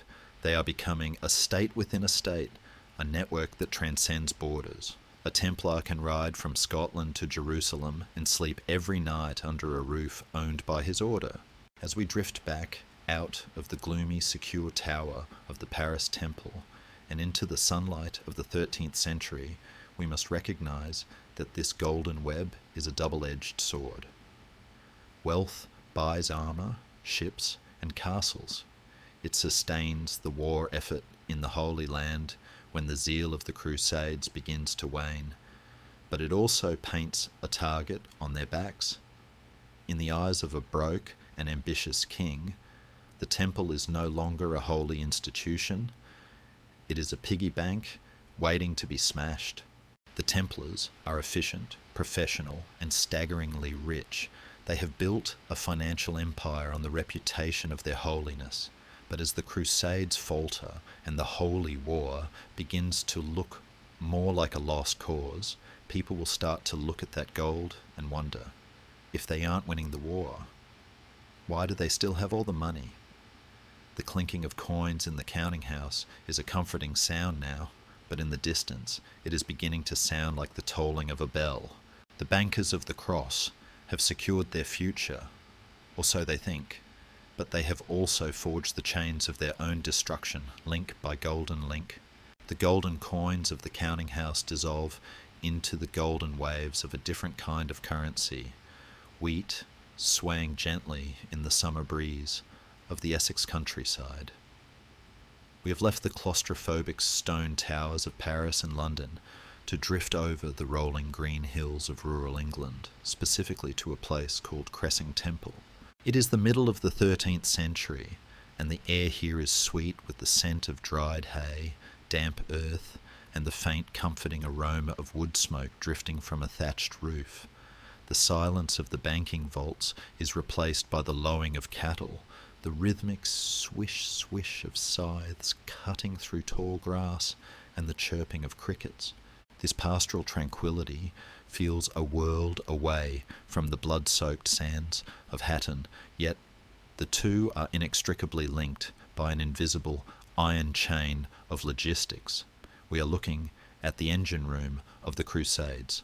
While history remembers the knights charging on white horses, it often forgets the thousands of sheep, the acres of barley, and the barrels of wine that made those charges possible. The Templar Empire is not just a military junta or a banking cartel. It is, at its heart, a massive agricultural conglomerate. The structure we are hovering over, the Great Barley Barn at Cressing Temple, is a cathedral of agriculture. Built from massive oak timbers, some of which are still standing today, it is a testament to the Templar philosophy. Build it strong, build it to last, and build it to hold a lot of grain. This commandery, like thousands of others scattered from Scotland to Sicily, operates on a system known as responsions. It is a simple, brutal economic rule. 1/3 of everything produced here must be sent to the east. Every third egg, every third sack of wool, every third coin of profit is boxed up, loaded onto a cart, and shipped to the warfront. It is a relentless tax on the European landscape to fuel the defence of the Holy Land. The man running this operation is the preceptor. He is likely not a young firebrand, but an older knight, perhaps missing an eye, or walking with a limp earned at the Siege of Acre. He has been put out to pasture, but in the temple, retirement means management. He sits in the manor house, not with a sword, but with a ledger. He knows the yield of every field and the health of every ewe. He is a warrior-turned-farmer, applying the same discipline to the harvest that he once applied to the drill square. There is a gentle, unspoken humour in imagining a man who once terrified Saracen armies, now getting into a heated argument with a local peasant about the quality of turnips. But make no mistake, he takes the turnips seriously. Turnips mean survival. The workforce here is a mix of sworn brothers and local hired hands. The lay brothers, or sergeants, wear black or brown mantles, not the aristocratic white. They are the backbone of the order, the blacksmiths, the millers, the shepherds. They live the same life of chastity and obedience as the knights, but their battlefield is the furrowed field and the shearing shed. They work in silence, viewing their labour as a form of prayer. Laborare est orare, to work is to pray. The rhythm of the commandery is hypnotic. The bell rings for prime, and the brothers head to the fields. The bell rings for sext, and they pause to eat their bread and cheese in the shade of a hedgerow. It is a life of profound stability. We drift south now, leaving the cool, wool-producing hills of England for the sun-drenched slopes of Provence and Italy. Here, the commodity changes. The air fills with the heavy sweet scent of crushing grapes. The Templars are major vintners. They need wine for the mass, of course, but also for daily consumption. Medieval water is often unsafe, and watered-down wine is the standard beverage for everyone from kings to toddlers. But the Templars, being Templars, turn this necessity into an industry. They own vast vineyards, producing wines that are exported across Europe. Some historians argue that the Templars were pivotal in the development of certain wine regions, acting as early agricultural technologists who spread grafting techniques and efficient irrigation systems from the east back to the west. Whether they were innovators or just extremely competent managers is a matter of debate, but the result is undeniable. The Templar vintage is liquid gold. And then there are the horses. We glide over to the dry plains of Aragon in Spain, or the horse breeding centres of southern France. A war horse, a destrier, is the tank of the Middle Ages. It is expensive, temperamental, and requires years of training. The average lifespan of a horse in the Crusades is pitifully short. They die of disease, starvation, or enemy arrows. The order needs a constant replenishment of flesh. The stud farms of the Templars are high-security facilities, breeding lines of horses that are strong enough to carry an armoured man, but agile enough to manoeuvre in a melee. The logistics of moving these animals is a nightmare. Imagine trying to ship hundreds of horses across the Mediterranean in wooden boats. The smell, the seasickness, the logistical puzzle of carrying enough water for the horses. It is a feat of naval capability that rivals any modern military transport. The Templars build their own ships specifically designed with rear doors to load and unload cavalry directly onto the beach. They are the first amphibious assault force. This vast network of farms and commanderies also serves another, softer purpose. It is a social safety net. The commanderies are major employers. They drain marshes, build roads, and construct bridges to move their goods, improving the infrastructure of the entire region. They distribute alms to the poor. Historically, the order is obligated to give a tenth of its bread to the destitute. For a peasant living under a capricious local lord, the Templar commandery is a good neighbour. They are strict, yes, and they certainly collect their tithes, but they are fair. They offer a kind of corporate stability in a feudal world. If you lease land from the temple, you know the rules won't change just because the preceptor had a bad dream. But there is a shadow in this pastoral sunlight. The sheer scale of their land ownership, some estimates suggest they owned 9,000 manors across Europe, begins to create friction. They are exempt from local tithes, which infuriates the local bishops who see revenue slipping through their fingers.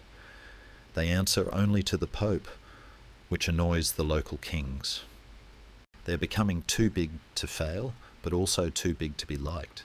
As we watch the sun begin to set over the barley barn at Cressing, casting long shadows through the great oak beams, the scene feels peaceful, almost eternal. The sheep are safely in the fold. The grain is stored, and the brothers are chanting Compline in the chapel. But this peace is deceptive. The wealth being generated here, the quiet, steady accumulation of resources, is flowing into a black hole. The situation in the Holy Land is deteriorating. The gold from the English wool and the French wine is being spent on bribes, mercenaries, and the rebuilding of walls that are knocked down again a year later. The European commanderies are healthy organs, pumping blood into a dying body. The brothers in the fields may not know it yet, but the era of the Crusades is drawing to a close. The disconnect between the sleepy, wealthy farms of the West and the desperate, besieged fortresses of the East is growing wider. The rear echelon is thriving, while the front line is collapsing. As the first stars appear over the Essex fields, the preceptor closes his ledger and blows out the candle. He has done his duty. He has generated the surplus. He has fed the war machine. But in the silence of the night, perhaps he wonders how long this can go on. How many more sheep must be shorn to pay for a city that God seems to have abandoned? The wind rustles through the wheat, whispering of change. The harvest is in, but the winter is coming, not just for the farm, but for the entire order.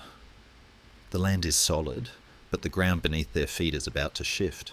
The gentle rustle of the English wheat fields is violently ripped away, replaced by a sound so deafening it vibrates in your very bones. The thunderous, rhythmic pounding of massive siege engines. The air is no longer sweet with hay. It is thick with the choking stench of Greek fire, rotting corpses, and the briny, indifferent smell of the sea. We have hurtled forward to the spring of 1291. We are hovering over the city of Acre, the last great bastion of the Crusader kingdom. This is the end of the line. The sun is blotted out, not by clouds, but by a storm of arrows and naphtha jars raining down from the sky. Below us, the Mamluk army of Sultan al-Ashraf Khalil stretches to the horizon. Over 100,000 men, a sea of white turbans and gleaming scimitars, encircling the doomed city like a rising tide. Inside the walls, the atmosphere is one of frantic, doomed heroism. The city is packed with refugees, merchants, and the remnants of the military orders. The Templars, led by their Grand Master, Guillaume de Beaujeu, are the backbone of the defence. Guillaume is a tragic figure, a capable, brave leader who knows, deep down, that this is a mathematical impossibility. He is not fighting to win. He is fighting for time, for honour, and perhaps for a miracle that never comes. The Templars hold the northern sector of the walls, specifically the Tower of the Accursed. The name feels prophetic. For weeks, the Mamluk bombardment is relentless. They have brought engines of terrifying size, catapults named the Furious and the Victorious, that hurl rocks weighing hundreds of pounds. The stone walls of Acre, which have stood for centuries, begin to groan and crack. We can see the Templar knights on the ramparts, their white mantles now grey with dust and soot. They are fighting without sleep. They patch the breaches with timber, rubble, and even bales of wool, anything to stop the avalanche of enemy soldiers. At night, the scene is lit by the hellish glow of incendiaries painting the faces of the defenders in flickering shades of orange and black. It is a vision of the apocalypse. The breaking point comes on May 18th. At dawn, a massive drum begins to beat in the Mamluk camp, a slow, terrifying rhythm that signals the general assault. The walls are breached. The Mamluks pour into the city like water through a broken dam. Guillaume de Beaujeu, realising the wall is lost, gathers a group of knights and attempts a desperate countercharge to plug the gap. It is a moment of pure, suicidal bravery. But in the chaos, a javelin, thrown by an unseen hand, finds the gap in his armour, the armpit, as he raises his sword. He staggers. His knights rush to him, crying out that he is leaving them. His reported last words are a heartbreaking whisper of reality amidst the myth. Je ne m'enfuis pas. Je suis mort. I am not fleeing. I am dead. With the Grand Master fallen, panic sweeps the city. The defence collapses. What follows is a scene of horror that history struggles to describe. The civilians rush for the harbour. It is a chaotic stampede. Boats are overloaded and capsize, drowning hundreds in the harbour waters. Wealthy merchants try to bribe boatmen with bags of gold, only to be pushed aside. The sea, usually a symbol of freedom, becomes a barrier of death. But the Templars do not run for the boats. They retreat to their fortress at the southern tip of the promontory. This is the Templar castle, the strongest point in the city, jutting out into the sea. Here, the surviving knights, along with hundreds of terrified civilians who have sought their protection, barricade themselves in. They are trapped. The Mamluk army surrounds the fortress. For days, the Templars hold out. The Sultan, frustrated, offers a deal. If they surrender, they can leave with their lives and their weapons. The Templars, seeing the women and children under their care, agree. A detachment of Mamluk soldiers enters the fortress to oversee the evacuation, but discipline breaks down. The Mamluks begin to harass and molest the women. The Templars, watching this violation of the truce, snap. The monks of war react with instant lethal fury. They draw their swords, lock the gates, and slaughter the Mamluk detachment to a man. The truce is over. They have chosen death over dishonour. The Sultan is apoplectic with rage. He orders the castle to be undermined. Mamluk sappers dig beneath the foundations, replacing the stone supports with wooden props. On May 28th, they set fire to the props. We watch from above as the massive tower of the master, the keep of the fortress, begins to lean. It is a slow, majestic, terrifying collapse. With a sound like the earth splitting open, the tower crashes down into the sea and the rubble. It buries everyone, the last Templars, the women they died protecting, and the Mamluk attackers who were storming the walls. It is a shared grave. The silence that follows is the silence of the void. The dust cloud slowly drifts out over the Mediterranean. Acre has fallen. The Latin kingdom of Jerusalem, which began with such hope in 1099, has ceased to exist. The Templars are no longer guardians of the Holy Land. They are guardians of nothing. They are an army without a country, a bank without a purpose. Survivors, a handful of knights who managed to escape by sea before the end, sail to Cyprus, the island kingdom that becomes their temporary refuge. But the mood on those ships is funereal. They have lost more than a city. They have lost their raison d'être. The psychological blow is catastrophic. For 2 centuries they told the world that God was on their side. Now the evidence suggests otherwise. Why did God allow the Tower of the Accursed to fall? Why did the Grand Master die from a lucky javelin throw?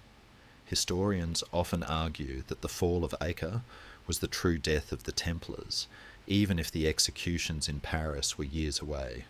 Without the Holy Land, the logic of their existence unravelled. They became a standing army in Europe with no war to fight, a situation that historically makes kings very nervous. The poor knights are now refugees, sitting in their commanderies in Paris and London, looking at their maps of a lost world. As we pull back from the smoking ruins of Acre, leaving the Mamluks to pick through the rubble, we feel the weight of this failure. The dream is over. The Crusades are finished. The Templars are survivors of a shipwreck, clinging to the driftwood of their wealth and reputation. But in the courts of Europe, the sharks are already beginning to circle. The loss of Acre is a tragedy, yes, but for a king like Philip V of France, it is also an opportunity. A failed order is a vulnerable order. The smoke of Acre fades, but the fog of political intrigue is just beginning to thicken. The smoke of Acre has faded into memory, replaced by the humid, salt-heavy air of Limassol, a port city on the southern coast of Cyprus. We drift now to the late 1290s. and the very first years of the 14th century. The atmosphere here is different, less urgent, more stagnant. It is the feeling of a waiting room where the clock has stopped ticking. The Templars are no longer the guardians of the Temple Mount. They are guests in someone else's kingdom. Cyprus is a beautiful island, rich with citrus groves, vineyards, and the scent of jasmine, but to the Knights Templar it feels like a gilded cage. They are an army in exile, a weapon left to rust in the sea air. We find ourselves walking the ramparts of the Templar headquarters in Limassol. The Mediterranean stretches out before us, a vast, glittering expanse of blue. Somewhere across that water, invisible in the haze, lies the coast of the Holy Land. The knights stand here for hours, staring at the horizon, consumed by a collective phantom limb syndrome. They can feel the dust of Jerusalem, taste the water of the Jordan, but they cannot touch it. They are the poor fellow soldiers of Christ and of the Temple of Solomon, but they have lost the temple, and Solomon's city is closed to them. It is a profound existential crisis. What is a guardian without a gate to guard?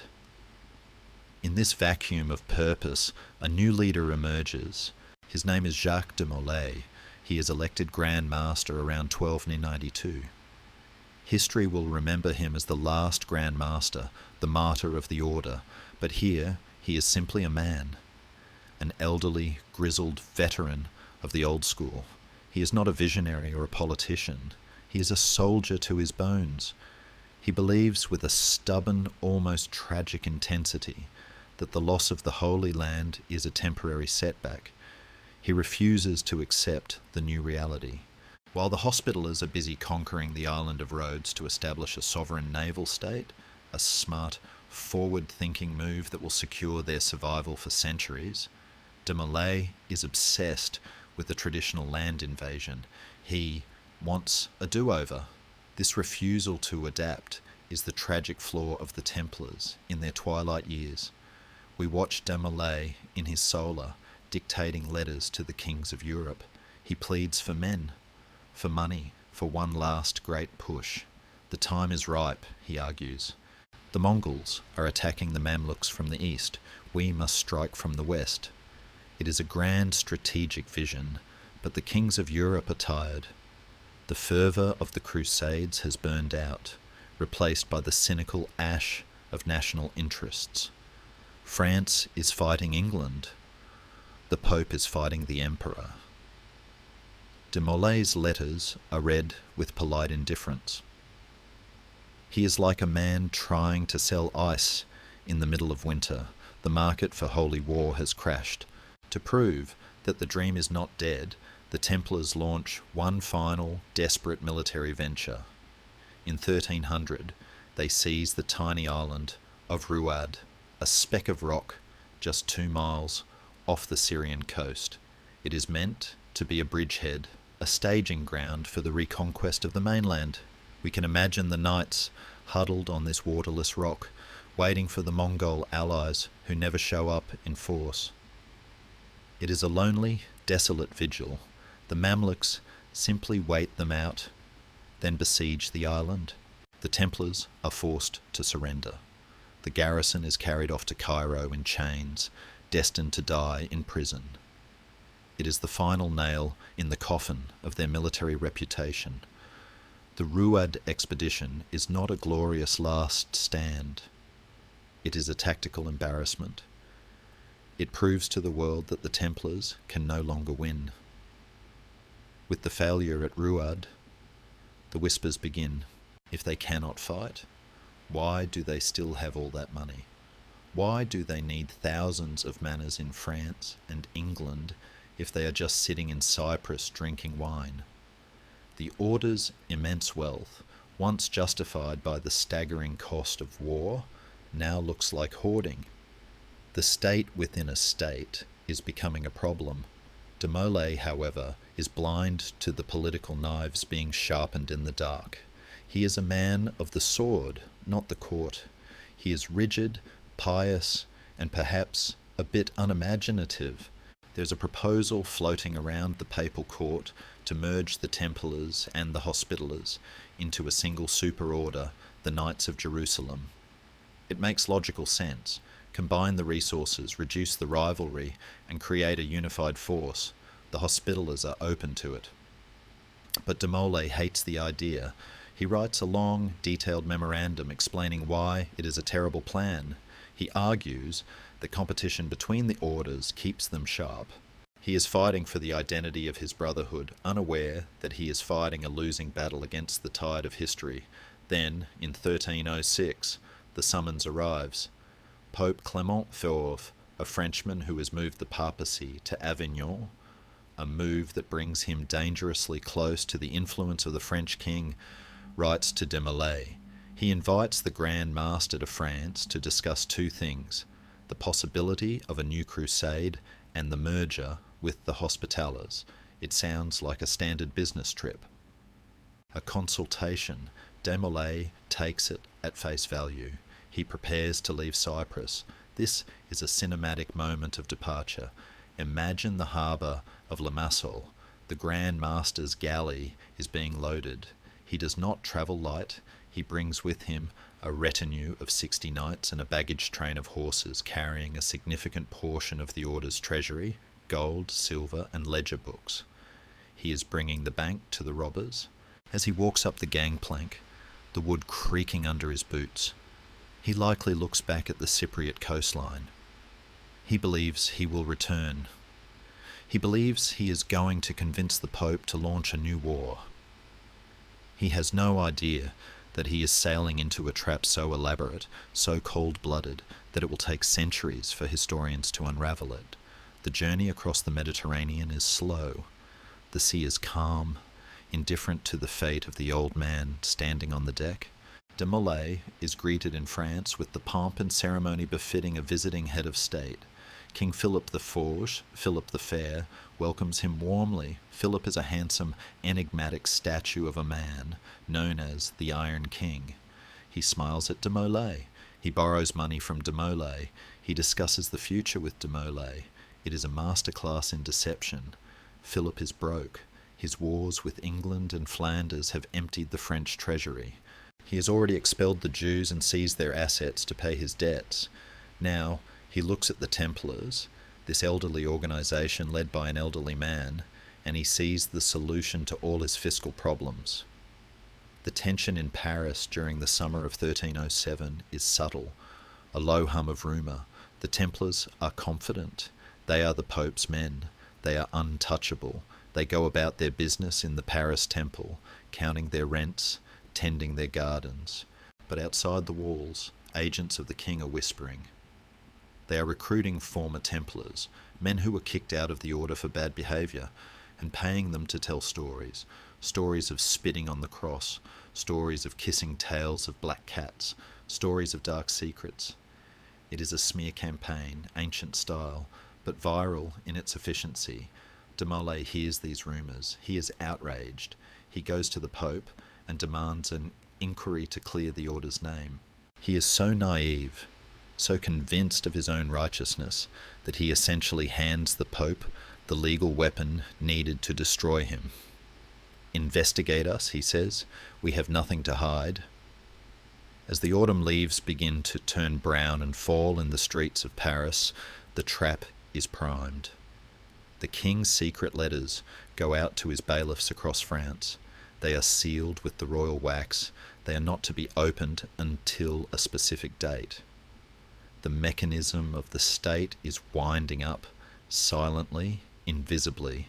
De Molay sleeps in the temple, surrounded by his gold and his knights, dreaming of Jerusalem. He is a lion who thinks he is in a zoo, safe behind bars, not realizing that the keeper has left the gate open and the hunters are waiting in the lobby. The waiting room of Cyprus is far behind him now. He has stepped into the slaughterhouse. Leave the sun-drenched deck of the galley and the naive optimism of Jacques de Molay, and step into the chill, draughty corridors of the Palais de la Cité in Paris. The air here is stagnant, smelling of beeswax polish, old tapestries, and the metallic tang of anxiety. We are in the presence of a different kind of power. If the Templars represent the old world of feudal muscle and religious fervour, the man sitting on the throne before us represents the terrifying dawn of the modern state. He is Philip IV of France, known to history as Philippe le Bel, Philip the Fair. He is startlingly beautiful. His hair is fair, his eyes are piercing, icy blue, and his features are as symmetrical as a statue carved from marble. But it is a cold beauty. His contemporaries find him unnerving. The Bishop of Pamiers once famously remarked, "He is not a man, nor a beast. He is a statue." Philip rarely speaks. He sits in his council meetings, staring fixedly at his advisors, listening, calculating, and blinking slowly like an owl. He does not lead charges. He employs lawyers. And right now, the statue is staring at a ledger that is bleeding red ink. To understand the tragedy of the Templars, we must understand the bankruptcy of the king. Philip is a man with imperial ambitions and a peasant's budget. He has spent decades fighting costly, grinding wars against England and Flanders. He has expanded the French bureaucracy, creating a centralised government that costs a fortune to run. The royal treasury is not just empty, it is a vacuum. Philip has tried everything to raise cash. He has taxed the clergy, infuriating the Pope. He has debased the currency, earning him the nickname the counterfeiter king. And he has sold titles. In 1306, the year before our story reaches its climax, he turned to a darker method.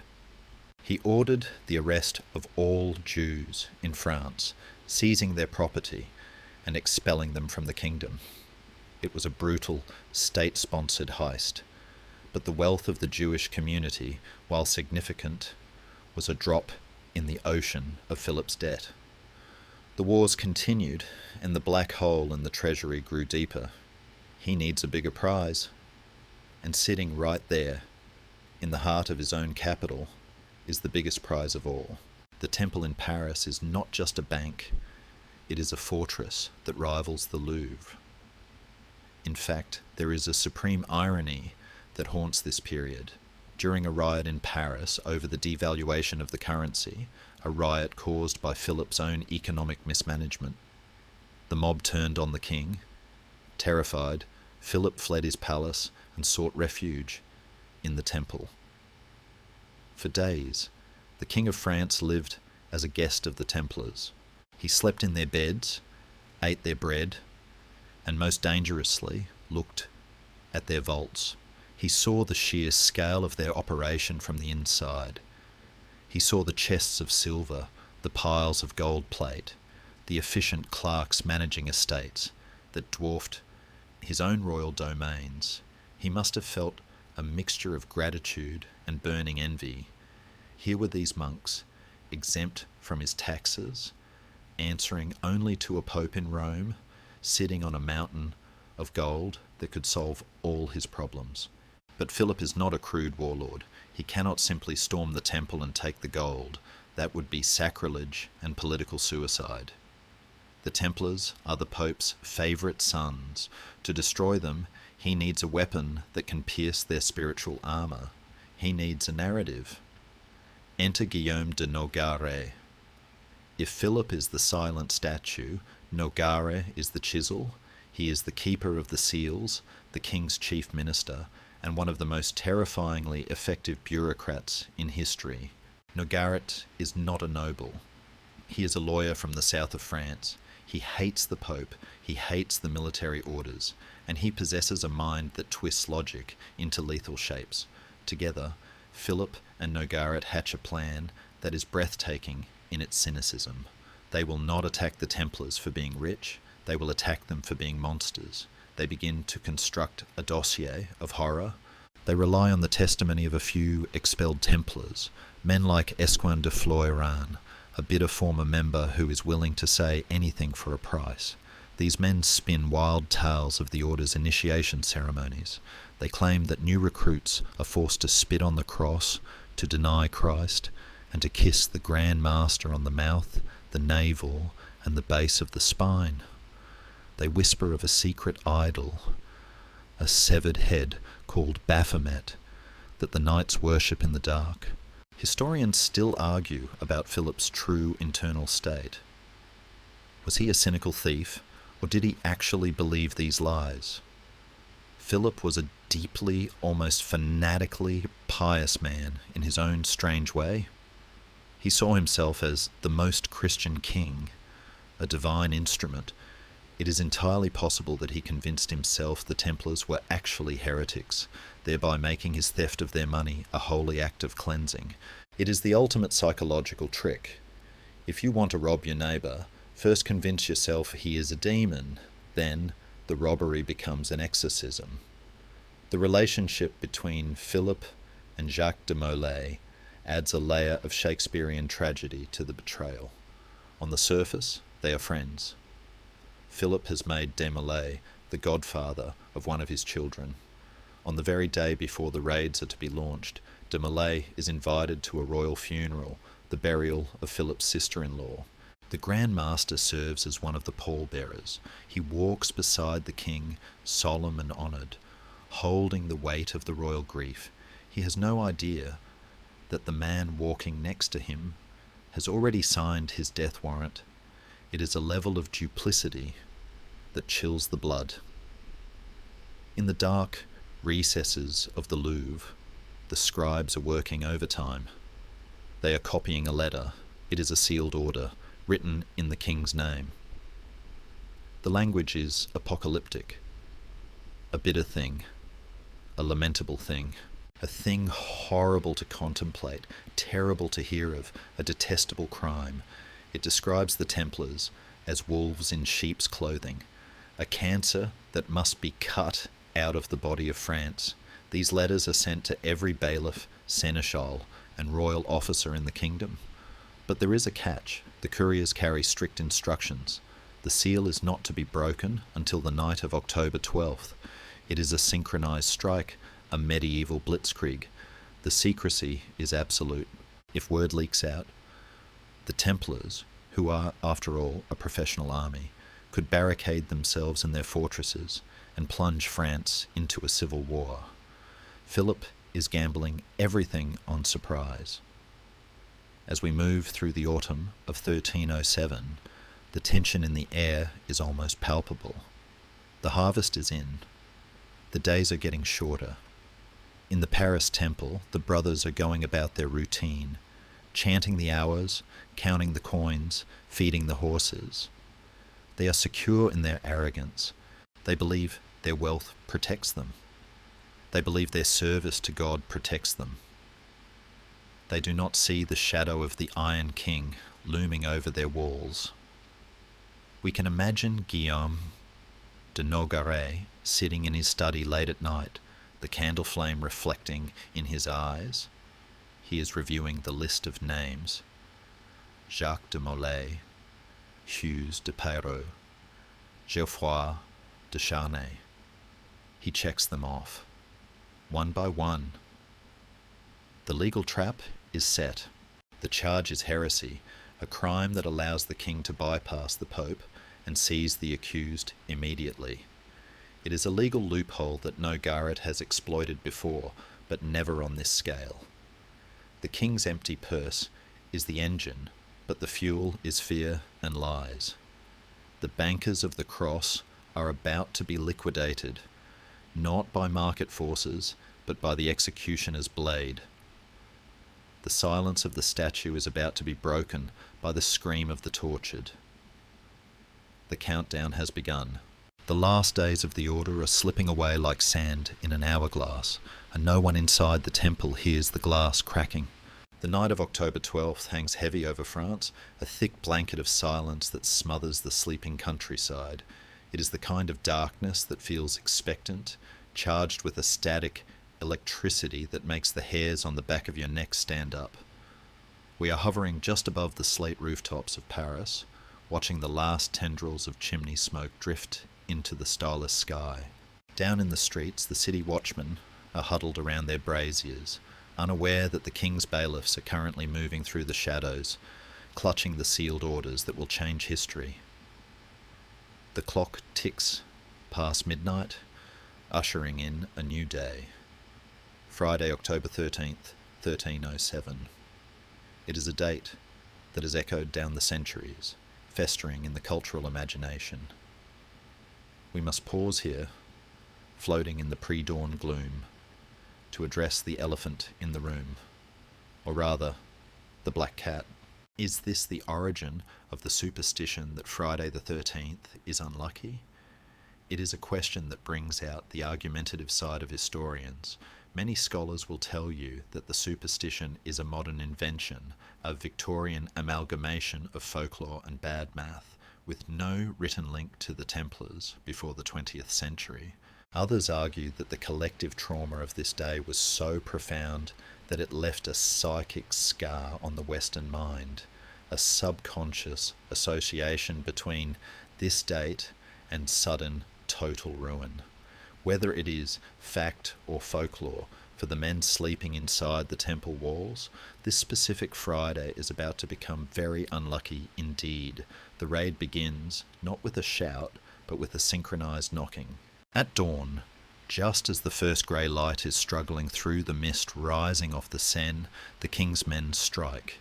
It is a marvel of logistical coordination that would impress even the Templars themselves. Across the entire kingdom of France, from the mist-shrouded commanderies of Normandy to the sun-baked vineyards of Languedoc, royal seneschals open their sealed orders simultaneously. The instructions are identical. Seize them. In Paris, the scene is almost surreal. Guillaume de Nogaret, the architect of this nightmare, leads the detachment himself. He arrives at the massive gates of the temple fortress.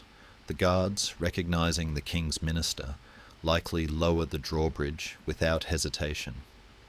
Why wouldn't they? The king is their friend. The Grand Master is the godfather to the king's son. There is no alarm raised, no trumpet blasted. The monks of war, the most lethal fighting force in Christendom, are caught completely off guard. We move into the dormitory. Jacques de Molay is likely just waking up, perhaps reaching for his white mantle, preparing for the office of prime. The door bursts open. He is not met by Saracen assassins, but by the king's archers. The confusion must be absolute. These are French soldiers, men they have fought alongside, men they have financed. To be arrested by your own countrymen is a betrayal that the soldier's mind struggles to process. There is no resistance. The Templars are sworn to obey the king in all things secular, and they are paralysed by the sheer audacity of the act. The greatest warriors of the age surrender without drawing a single sword. It is a victory of bureaucracy over chivalry. De Molay and 60 of his knights are marched out of the temple in chains. As they are led through the streets, the Parisians gather to watch, mouths agape. These are the untouchables, the holy guardians, now being herded like common criminals. But Philip has thought of everything. He knows that arresting the Pope's soldiers is a PR nightmare, so he has already launched the propaganda war. Royal heralds are standing in the public squares, perhaps the garden of the Palais, reading aloud the shocking charges.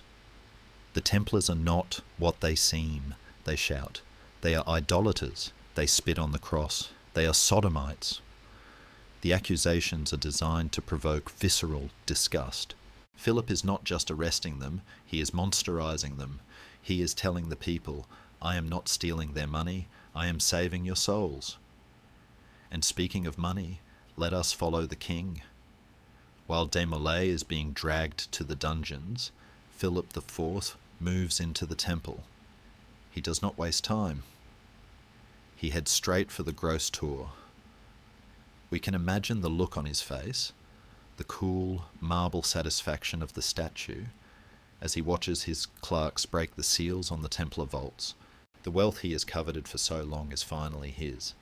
The chests are opened, the ledgers are seized. It is the largest bank robbery in history, executed under the guise of a police raid. There is a dark, dry humour in noting that the King of France, who was technically bankrupt yesterday, is suddenly the richest man in Europe by breakfast time. He sets up his government in the temple, effectively squatting in the home of the men he has just kidnapped. But the raid is not just happening in the capital. We drift out to the countryside, to the quiet rural commanderies we visited earlier. Here, the tragedy is less cinematic, but more poignant. The Templars arrested here are not elite knights. They are old men, retired veterans tending their gardens, or young farm managers. Imagine a bailiff arriving at a small farm in Provence. He arrests a 60-year-old brother whose only crime is knowing how to graft grapevines and reciting the Pater Noster. These men are bewildered. They are thrown into local jails, confused, terrified, and completely cut off from their leadership. They are told they are heretics, that they worship a cat or a head, accusations that must sound like madness to men whose lives were defined by the simple rhythms of the harvest and the liturgy. The efficiency of the state is terrifying. Within 24 hours, practically every Templar in France is in custody. The network is decapitated. But now, Philip faces a problem. He has the men, and he has the money, but he does not have the confession. Under canon law, he needs them to admit to the heresy to justify his actions to the Pope. Pope Clement V, hearing the news in Avignon, is furious. He sees this for what it is, an assault on papal authority. He demands an explanation. Philip knows he must produce evidence, and fast. He needs the knights to say the words. This brings us to the darkest chapter of the story. The king hands the prisoners over to the inquisitors. In 1307, the Inquisition is a well-oiled machine, technically separate from the crown, but, in this case, working hand in glove with Nogaret. The knights are separated. They are placed in solitary confinement. The brotherhood that was their greatest strength is shattered. A Templar alone is vulnerable. They are told that their Grand Master has already confessed, a lie at first. They are told that if they confess, they will be forgiven and released. If they do not, well, the instruments of the Inquisition are ready. We end this section in the damp, rat-infested silence of a dungeon beneath Paris. The shock of the morning has faded into the cold reality of the night. Jacques de Molay, the old lion, sits in the dark. He is stripped of his white mantle, his authority, and his dignity. Above him, in the solar of the temple, the king is likely dining on Templar silver, drinking Templar wine. The world has turned upside down. The Friday the 13th raid was a surgical strike that severed the tendons of the order in a single blow. But the physical arrest is only the beginning. The battle for the narrative is about to begin, and it will be fought not on a battlefield but in the torture chamber, where truth is a fluid thing, easily shaped by the turning of a screw or the heating of an iron. The sun sets on a France that has fundamentally changed. The age of independent orders is over, and the age of the absolute monarch has begun, baptized in the ink of a warrant and the blood of the innocent. The heavy oak doors of the dungeon slam shut, sealing out the autumn light and the familiar sounds of the Paris streets, leaving us in a suffocating world of damp stone, dripping water, and absolute crushing isolation. We have descended from the high politics of the royal court into the subterranean nightmare of the Inquisition, a place where time is measured not by the rising of the sun, but by the turning of a screw and the stretching of a rope.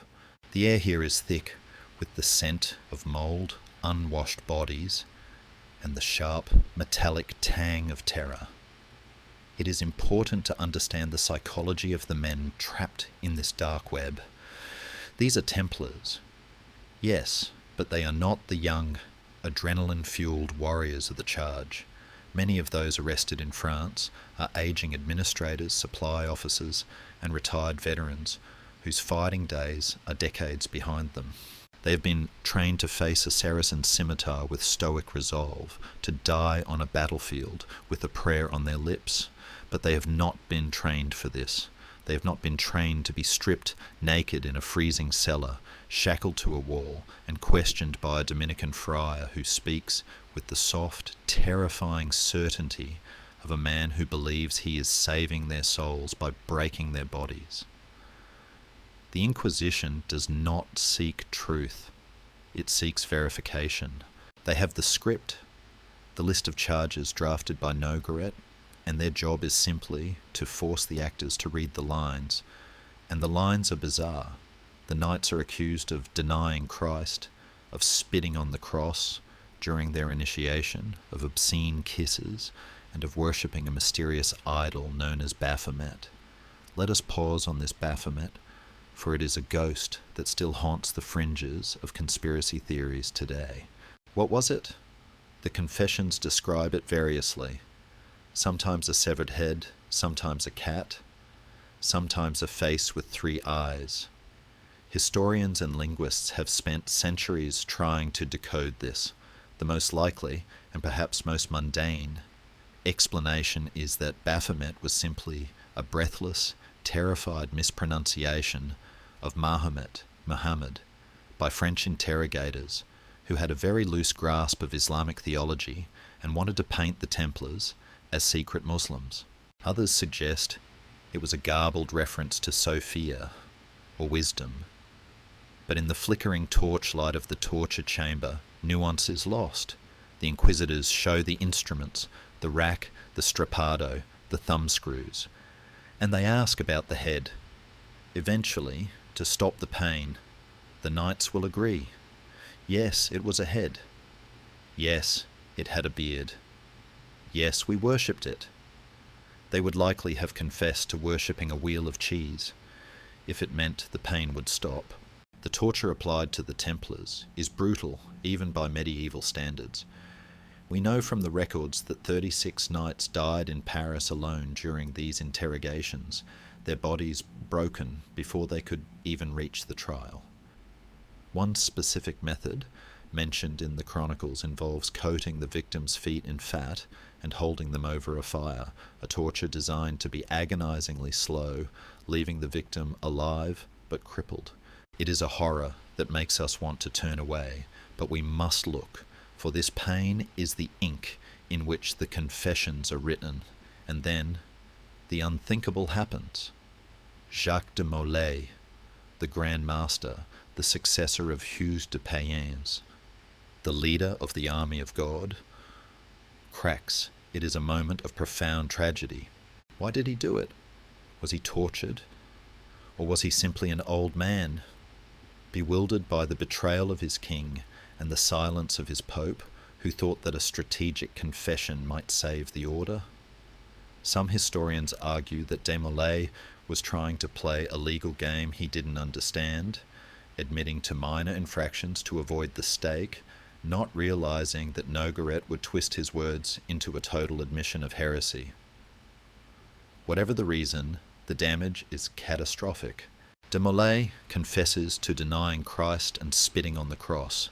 He signs a letter, or rather, puts his seal to it, for he is likely illiterate or too shaken to write, urging all other Templars to confess as well. Imagine being a young knight in a dungeon in provincial France. You have held out for weeks. You have prayed for deliverance. And then a messenger arrives with a letter from your own Grand Master telling you that the charges are true, that the order is corrupted, and that you must submit. The psychological floor falls out from under you. If the father of the order says we are guilty, then perhaps we are. The confessions cascade like a landslide. Hundreds of knights admit to the charges. They describe the spitting on the cross ritual in vivid detail. Interestingly, modern scholars have proposed a fascinating theory about this specific charge. They suggest that perhaps there was a secret ritual, not of heresy, but of obedience testing, a kind of hazing where a new recruit was ordered to do something vile, like spit on the cross, specifically to see if he would obey an order that violated his conscience, or perhaps to desensitize him to the insults he would face if captured by the Saracens. If this is true, then the Inquisition took a rough military drill and successfully reframed it as satanic worship. It is a grim reminder of how context can be weaponized. Amidst this darkness, there is a flicker of light, a document that was lost for 700 years, only to be rediscovered in the Vatican secret archives in 2001. It is known as the Chinon Parchment. This document reveals a stunning historical secret. Pope Clement V actually interviewed the Templar leaders secretly at the castle of Chinon in 1308. And here is the twist. He absolved them. The Pope determined that the Templars were not heretics. He realized they were guilty of many things.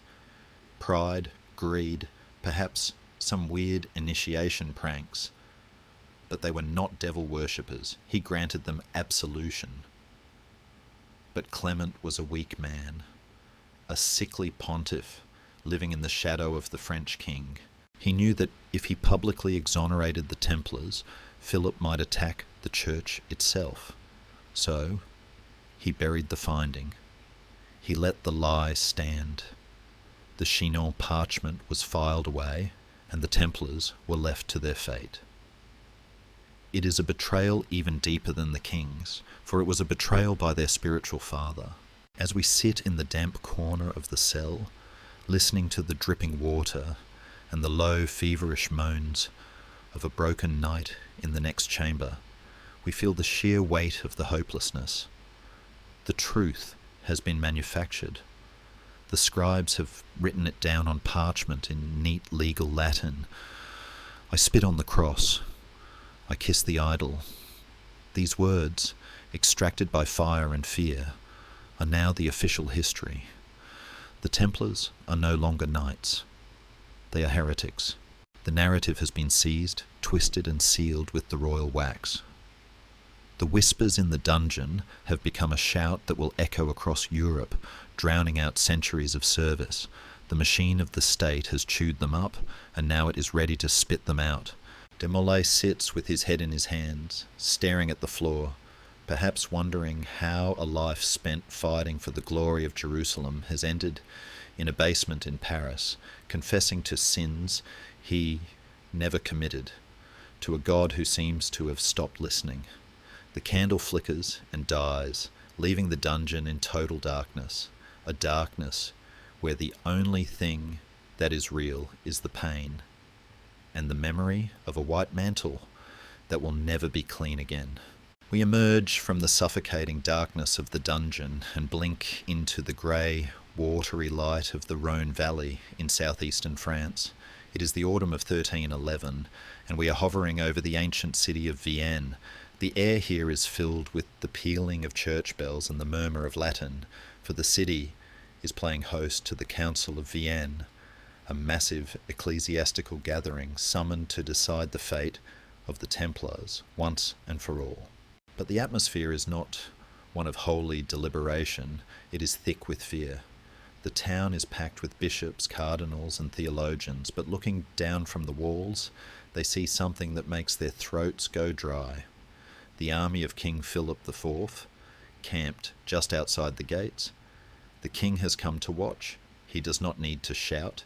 His presence is a silent iron threat hanging over every session. At the centre of this storm sits Pope Clement V. History has often been unkind to Clement, painting him as a puppet of the French crown, a weakling who sold the church to save his own skin. And while there is truth in that, there is also tragedy. Clement is a dying man. He is suffering from a painful chronic illness, likely stomach cancer, that leaves him emaciated and constantly drinking crushed emeralds in a desperate, expensive attempt to cure himself. He is trapped. He knows, thanks to his secret investigation at Chinon, that the Templars are technically innocent of heresy. He knows the charges are trumped up, but he also knows that Philip is capable of anything. The king has already kidnapped a previous pope, Boniface VIII, and accused him of heresy. Clement looks at the king's army, then looks at his own frailty, and realizes he is playing a game he cannot win. The council is supposed to be a fair trial. In the early days, a few brave souls actually stepped forward to defend the order, but the memory of what happened just a year earlier, in 1310, casts a long, terrifying shadow over the proceedings. In that year, 54 Templars near Paris had retracted their confessions, claiming they were tortured into lying. They wanted to defend the order. Philip's response was swift and brutal. He had the Archbishop of Sens declare them relapsed heretics because they went back on their confession, and they were burned alive in a field outside Paris. It was a message written in smoke and screaming: "Defend the Templars, and you will burn." Now, at Vienne, when the crier asks if anyone wishes to speak for the order, the silence in the cathedral is absolute. No one moves. The bishops look at their shoes. The defence has been incinerated. Clement V is desperate for a way out. If he condemns the Templars as heretics based on false evidence, he destroys the moral authority of the Church. If he declares them innocent, the French king might invade the Papal States or create a schism. So he chooses the third way, a masterpiece of bureaucratic evasion. On March 22nd, 1312, he issues the papal bull Vox in excelso. Picture the scene in the cathedral. The King of France is sitting in the front row, staring at the Pope. Clement reads the document. He does not say the Templars are guilty. He carefully avoids the judicial ruling. Instead, he says that the reputation of the order is so damaged, the scandal so great, that it can no longer function effectively. Therefore, he is suppressing the order by apostolic ordinance, not by penal sentence. It is an administrative firing. He is dissolving the corporation because of bad press, essentially. It is a legal sleight of hand that allows him to kill the order without technically validating the king's lies. The Templars are not condemned. They are simply cancelled. With the stroke of a pen, the order of the poor fellow soldiers of Christ and of the Temple of Solomon ceases to exist. It is a moment of profound anticlimax. There is no final battle, no last charge, just a sick old man reading a piece of parchment in a draughty cathedral while a king watches with crossed arms. The white mantles are now illegal. The red crosses are banned. After 2 centuries of blood and sacrifice, the order is erased by a lawyer's loophole. But then comes the question that everyone has really been waiting for. Where does the money go? This is the moment Philip has been salivating over. He expects the Pope to hand him the keys to the Templar vaults, but Clement, in a final surprising act of defiance, issues a second bull, ad providam. He decrees that all Templar property, the lands, the castles, the farms, shall be transferred to the Knights Hospitaller.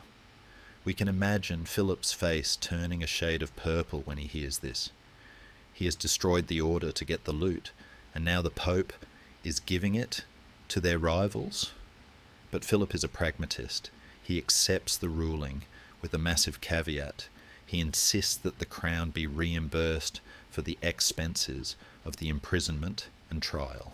He presents the Hospitallers with a bill that is staggeringly inflated. He charges them for every day the Templars were in jail, for every guard, for every meal, for the wood used to burn them, for the rope used to bind them. By the time the Hospitallers finally get hold of the Templar lands, Philip has skimmed the cream off the top. He drains the cash reserves, leaving the Hospitallers with the real estate and a mountain of debt. It is a final petty theft. In the aftermath of the council, the rank and file Templars are cast adrift. The knights who confessed and repented are sent to live in monasteries to do penance. They are pensioned off, tragic figures shuffling around the cloisters of other orders, whispering about the old days. The knights who refuse to confess are left to rot in dungeons. Some escape and become mercenaries. Others vanish into civilian life, hiding their past. The Templar identity is fractured, dissolved into the general population. However, there are 4 men who are not released. The leadership, Jacques de Molay, the Grand Master, Geoffroy de Charnay, the preceptor of Normandy, Hugues de Pyrot, and Geoffroy de Gonville. These 4 are considered the great dignitaries. They have been kept in prison for nearly 7 years now. They are the loose ends. The Pope has reserved their judgment for himself, but he is too busy or too cowardly to deal with them. They are left in a dungeon in Paris, forgotten by the world, waiting for a sentence that never comes. As the bishops pack up their robes and leave Vienne, and the king's army marches back to Paris, we are left with a sense of hollow victory. The Templar problem has been solved. The dangerous, independent army is gone. The king has his money. The Pope has kept his job. But the silence that falls over the empty cathedral of Vienne feels heavy with guilt. The system has worked, in the most cynical sense of the word. It has chewed up the innocent to feed the powerful. But history has a way of demanding a final accounting. The story is not quite over. The scroll has been read, the order dissolved, but the fire has not yet been lit for the final act. Back in Paris, in the dark, Jacques de Molay is doing something he hasn't done in 7 years. He is finding his courage again. The old lion is waking up. The silence of the dungeon is broken by the grinding of rusty hinges and the heavy tramp of boots. It is March 18th, 1314. 7 years have passed since the dawn raids, 7 years of darkness, rot, and waiting. Jacques de Molay and his 3 companions are dragged out of their cells, squinting painfully into the pale, watery sunlight of a Parisian spring. They're old men now, their bodies wasted by prison diet and lack of movement, their beards long and matted, their once white mantles reduced to rags. They are led not to a pyre, not yet, but to a scaffold erected in front of the soaring facade of Notre Dame Cathedral. A vast crowd has gathered. The citizens of Paris have come to witness the final act of this morality play, the public repentance of the great heretics. The stage is set for a piece of political theatre. 3 cardinals, sent by the Pope, sit on a raised dais, dressed in their crimson finery, looking down at the ragged prisoners. The script is written. The Grand Master and his lieutenants are expected to publicly confess their crimes one last time, reaffirming the guilt of the order. In exchange, they have been promised life imprisonment, a merciful sentence of perpetual penance in a monastery. It is a plea deal. Just say the words, confirm the king's narrative, and you can live out your days in prayer. The cardinals read the charges. The crowd murmurs. Then they ask the prisoners to speak. Hugues de Pyrot and Geoffroy de Gonville, broken and terrified, mumble their agreement. They stick to the script. They want to live. But when it is Jacques de Molay's turn, something extraordinary happens. The old lion, who had cracked under torture in 1307, who had spent 7 years in shame, suddenly straightens his back. He looks at the cardinals, then at the silent crowd, and he finds a voice that is not the whisper of a prisoner, but the command of a Grand Master. I think it is only right, he declares, his voice ringing across the square, that at so solemn a moment, when my life has so little time to run, I should reveal the deception which has been practiced and speak up for the truth. The cardinals freeze. The crowd goes deadly silent. De Molay continues, before heaven and earth and all of you here, as my witnesses, I admit that I am guilty of the grossest iniquity. But the iniquity is that I have lied. I have lied in admitting that the order is guilty of what has been charged against it. The order is pure. The order is holy. I confessed only to save my life. and escape the torture. Beside him, Geoffroy de Charnay, the preceptor of Normandy, steps forward. He too retracts everything. He stands with his Grand Master. Chaos erupts. The cardinals are flabbergasted. This was not in the script. The prisoners were supposed to be docile props. Instead, they have just blown the king's legal case out of the water in front of half of Paris. The cardinals, panicked, order the men taken back to the provost of Paris while they figure out what to do. They assume they will have time to deliberate, to pressure the men again. But they have forgotten who is sitting in the Louvre. When King Philip hears the news, he does not consult the church, he does not call his lawyers. He goes into a cold white rage. The statue cracks. These men have humiliated him. They have declared his great victory a lie. He orders them to be burned immediately, not tomorrow, tonight. As the sun begins to set, casting long blood-red shadows across the Seine, the two defiant Templars are taken to a small muddy island in the river known as the Ile des Juifs, the island of the Jews. It is a place of execution, a slip of land visible from the royal palace gardens. The king wants to watch. He wants to see the end of it with his own eyes. The scene is almost mythic in its atmosphere. The twilight is deepening into night. The air is cool. Soldiers drive stakes into the soft earth and pile the wood high, seasoned charcoal, designed to burn hot and slow. Demolay and Charney are stripped to their shirts and bound to the posts. They do not struggle. Witnesses later report that they seemed almost eager, their faces calm, their eyes fixed on the cross, held up by a sympathetic friar. They recite prayers. They ask to be tied with their faces turned toward Notre Dame, toward the Virgin Mary. The torches are applied. The wood catches. The fire begins to climb. And here, in the roar of the flames, history melts into legend. The accepted historical record tells us that Desmoulins died with immense courage, praising God and proclaiming the innocence of the order until the smoke choked him. His stoicism was so profound that the crowd watched in tears, murmuring that they were witnessing the death of a saint, not a heretic. But the legend tells us something else. It says that as the flames licked at his flesh, Jacques de Molay stared through the shimmering heat directly at the royal palace, his eyes finding the figure of the king. Watching from the window, he shouted a final terrible curse. Pope Clement, King Philip, Guillaume de Nogaret, before a year is out, I summon you to the tribunal of God to receive your just punishment. Accursed, accursed, you shall be accursed to the 13th generation of your lines.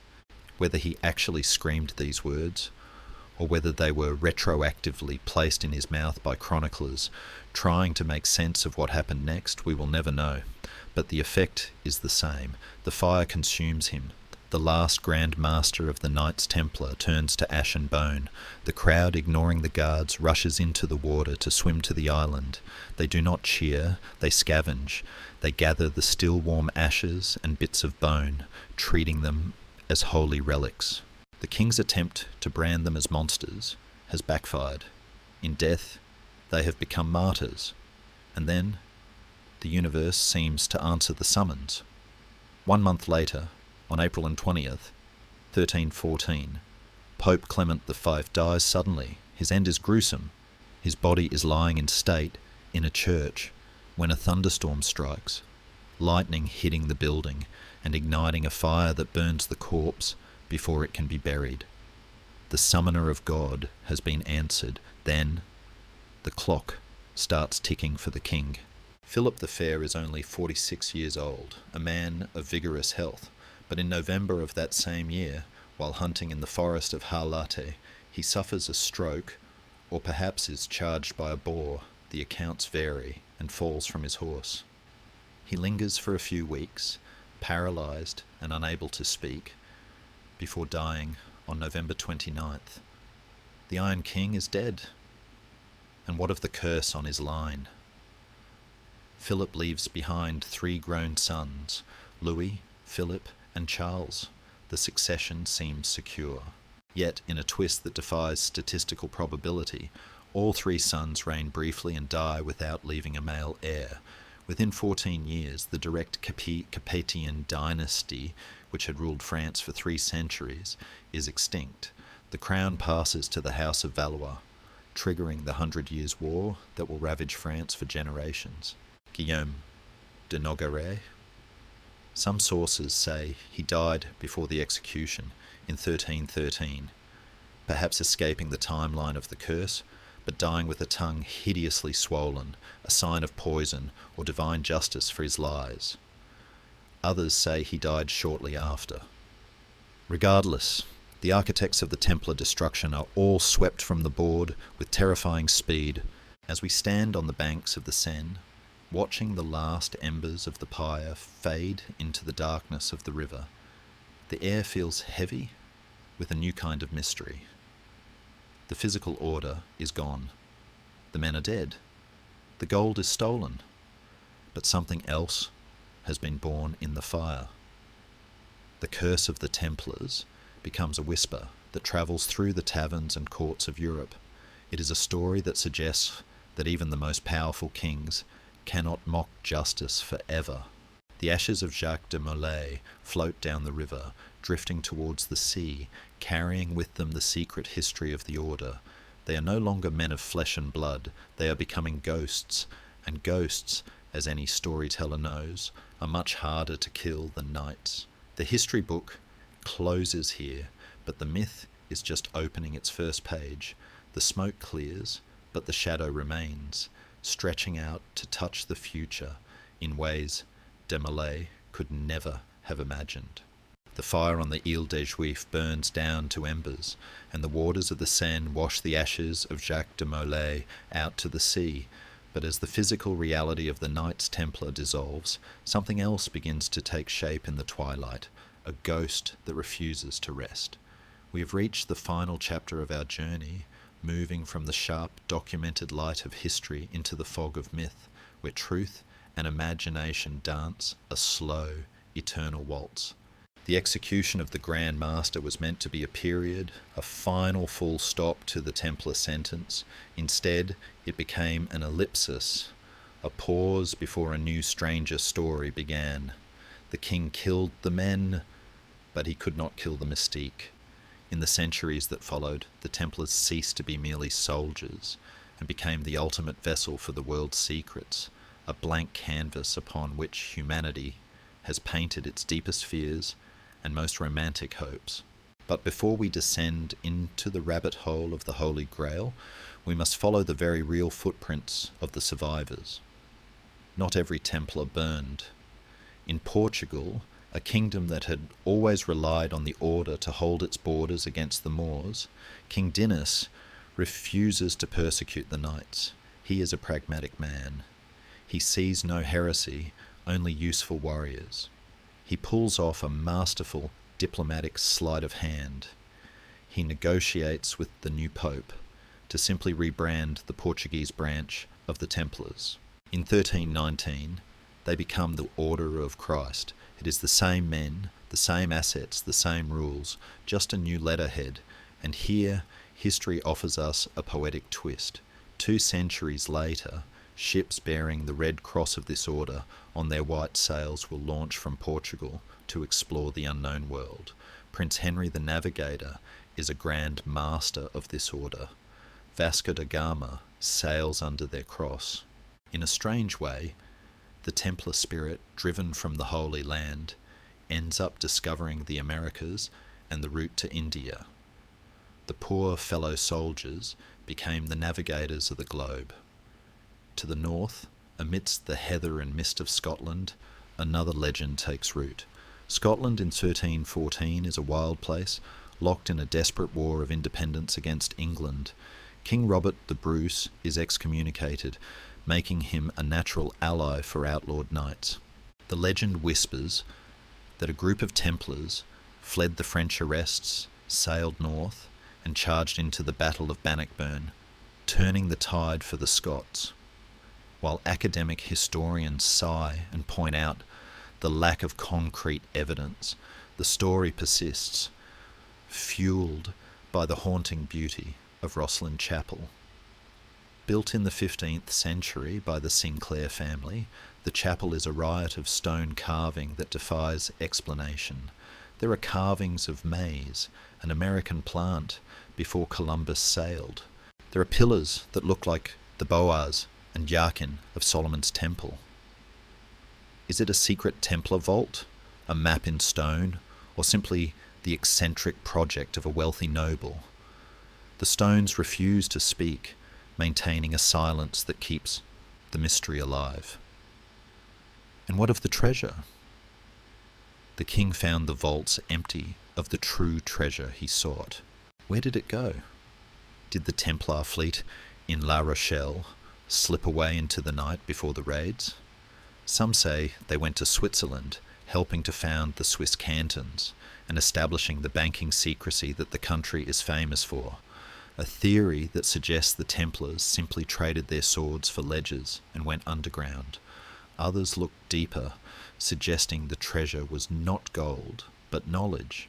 Did they find the Ark of the Covenant in the tunnels of Jerusalem? Did they possess the Holy Grail? This connection to the Grail is perhaps the most enduring myth of all. In medieval romances, the guardians of the Grail are often thinly veiled Templars. The idea that these warrior monks were protecting the bloodline of Christ or the cup of the Last Supper transforms them from bankers into mystics. It is a story that speaks to our desire for hidden meaning. We want to believe that there is a secret history behind the official one, a real truth protected by a chosen few. The Templars, with their secrecy, their power, and their tragic fall, fit this role perfectly. Then there is the shroud. One of the first known owners of the Shroud of Turin, the linen cloth bearing the image of a crucified man, was the family of Geoffroy de Charnay, the very man who burned beside Jacques de Molay. Is it a coincidence, or did the Templars rescue the burial shroud of Christ from the sack of Constantinople and bring it to Europe? Some researchers even suggest the face on the shroud is not Jesus, but Jacques de Molay himself, imprinted by the trauma of torture. It is a controversial, unsettled debate, a thread of history that disappears into the dark. In the 18th century, the ghost of the order was summoned again, this time by the Freemasons. Looking for an ancient lineage to legitimize their fraternity, Masonic lodges adopted the Templar myth, claiming a secret survival of the order through the centuries. They created degrees of Knights Templar, wearing the white mantles and carrying swords in ritual. While there is no direct historical link, no secret handshake passed down from 1314 to 1717, the spiritual succession is undeniable.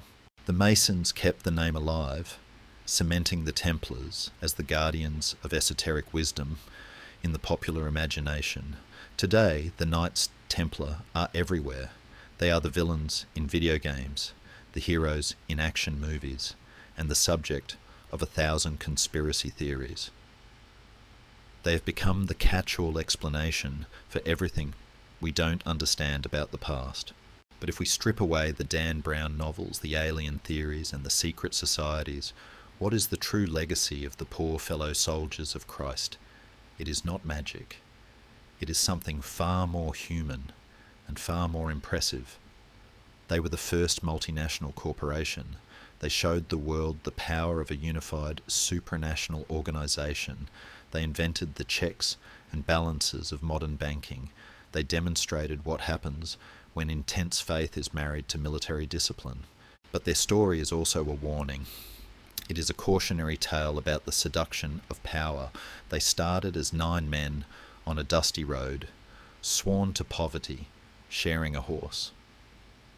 They ended as the bankers of kings, drowning in gold, arrogant and isolated. They forgot that their power came from their service, not their vaults. They became an institution that existed for its own sake, and in doing so, they lost the protective love of the people. When the king came for them, no one rose up to save them. As we look back one last time at the long arc of their history, from the sun-bleached dome of the rock to the fire-lit island in the Seine, we see a tragedy of Shakespearean proportions. It is a story of rise and fall, of hubris and nemesis. They were the guardians of the Holy Land, the bankers of God, the martyrs of the fire. The dust has long since settled. The castles in Syria are crumbling ruins, home to lizards and wind. The temple in Paris is gone, its towers demolished by Napoleon, its location now a busy square where people drink coffee and check their phones, unaware of the screams that once echoed there. The gold is scattered, melted down, and reminted 1,000 times over. But the idea remains. The image of the white mantle and the red cross still commands a shiver of respect. They are the ghosts of our history, standing silently in the background, reminding us that even the mightiest towers can fall, that justice is not always swift, and that some secrets are destined to never be fully told. The Knights Templar have ridden off the edge of the map into the mists of the eternal west, leaving us standing on the shore, wondering what is true, what is myth, and what lies hidden in the shadows of the past. The heavy iron gate of history slowly swings shut, the latch clicking into place with a sound that echoes through the corridors of time. The fire of the execution pyre has faded into a soft, cooling ash. The shouting of the crowds, the clash of steel, and the chanting of the monks have all dissolved into the great velvet silence of the night. You are no longer in the dusty streets of Jerusalem or the cold dungeons of Paris. You are back in the safety of your own space. The air around you is still and calm. The centuries have rolled back like a receding tide, leaving you on the peaceful shore of the present. Let the story go now. Let the knights rest in their stone tombs, their battles over, their vigils ended. They belong to the ages now, wrapped in the gentle mist of memory. You can feel the weight of the armour lifting from your own shoulders, the tension of the long ride fading from your muscles. There is nothing left to guard, nothing left to fight. The moon is high above, watching over the world just as it did 1,000 years ago. A silent silver witness to the sleeping earth. Close your eyes and let the darkness wrap around you like a warm, heavy cloak. The past is a dream, and you are drifting safe and slow on the river of sleep, sweet dreams.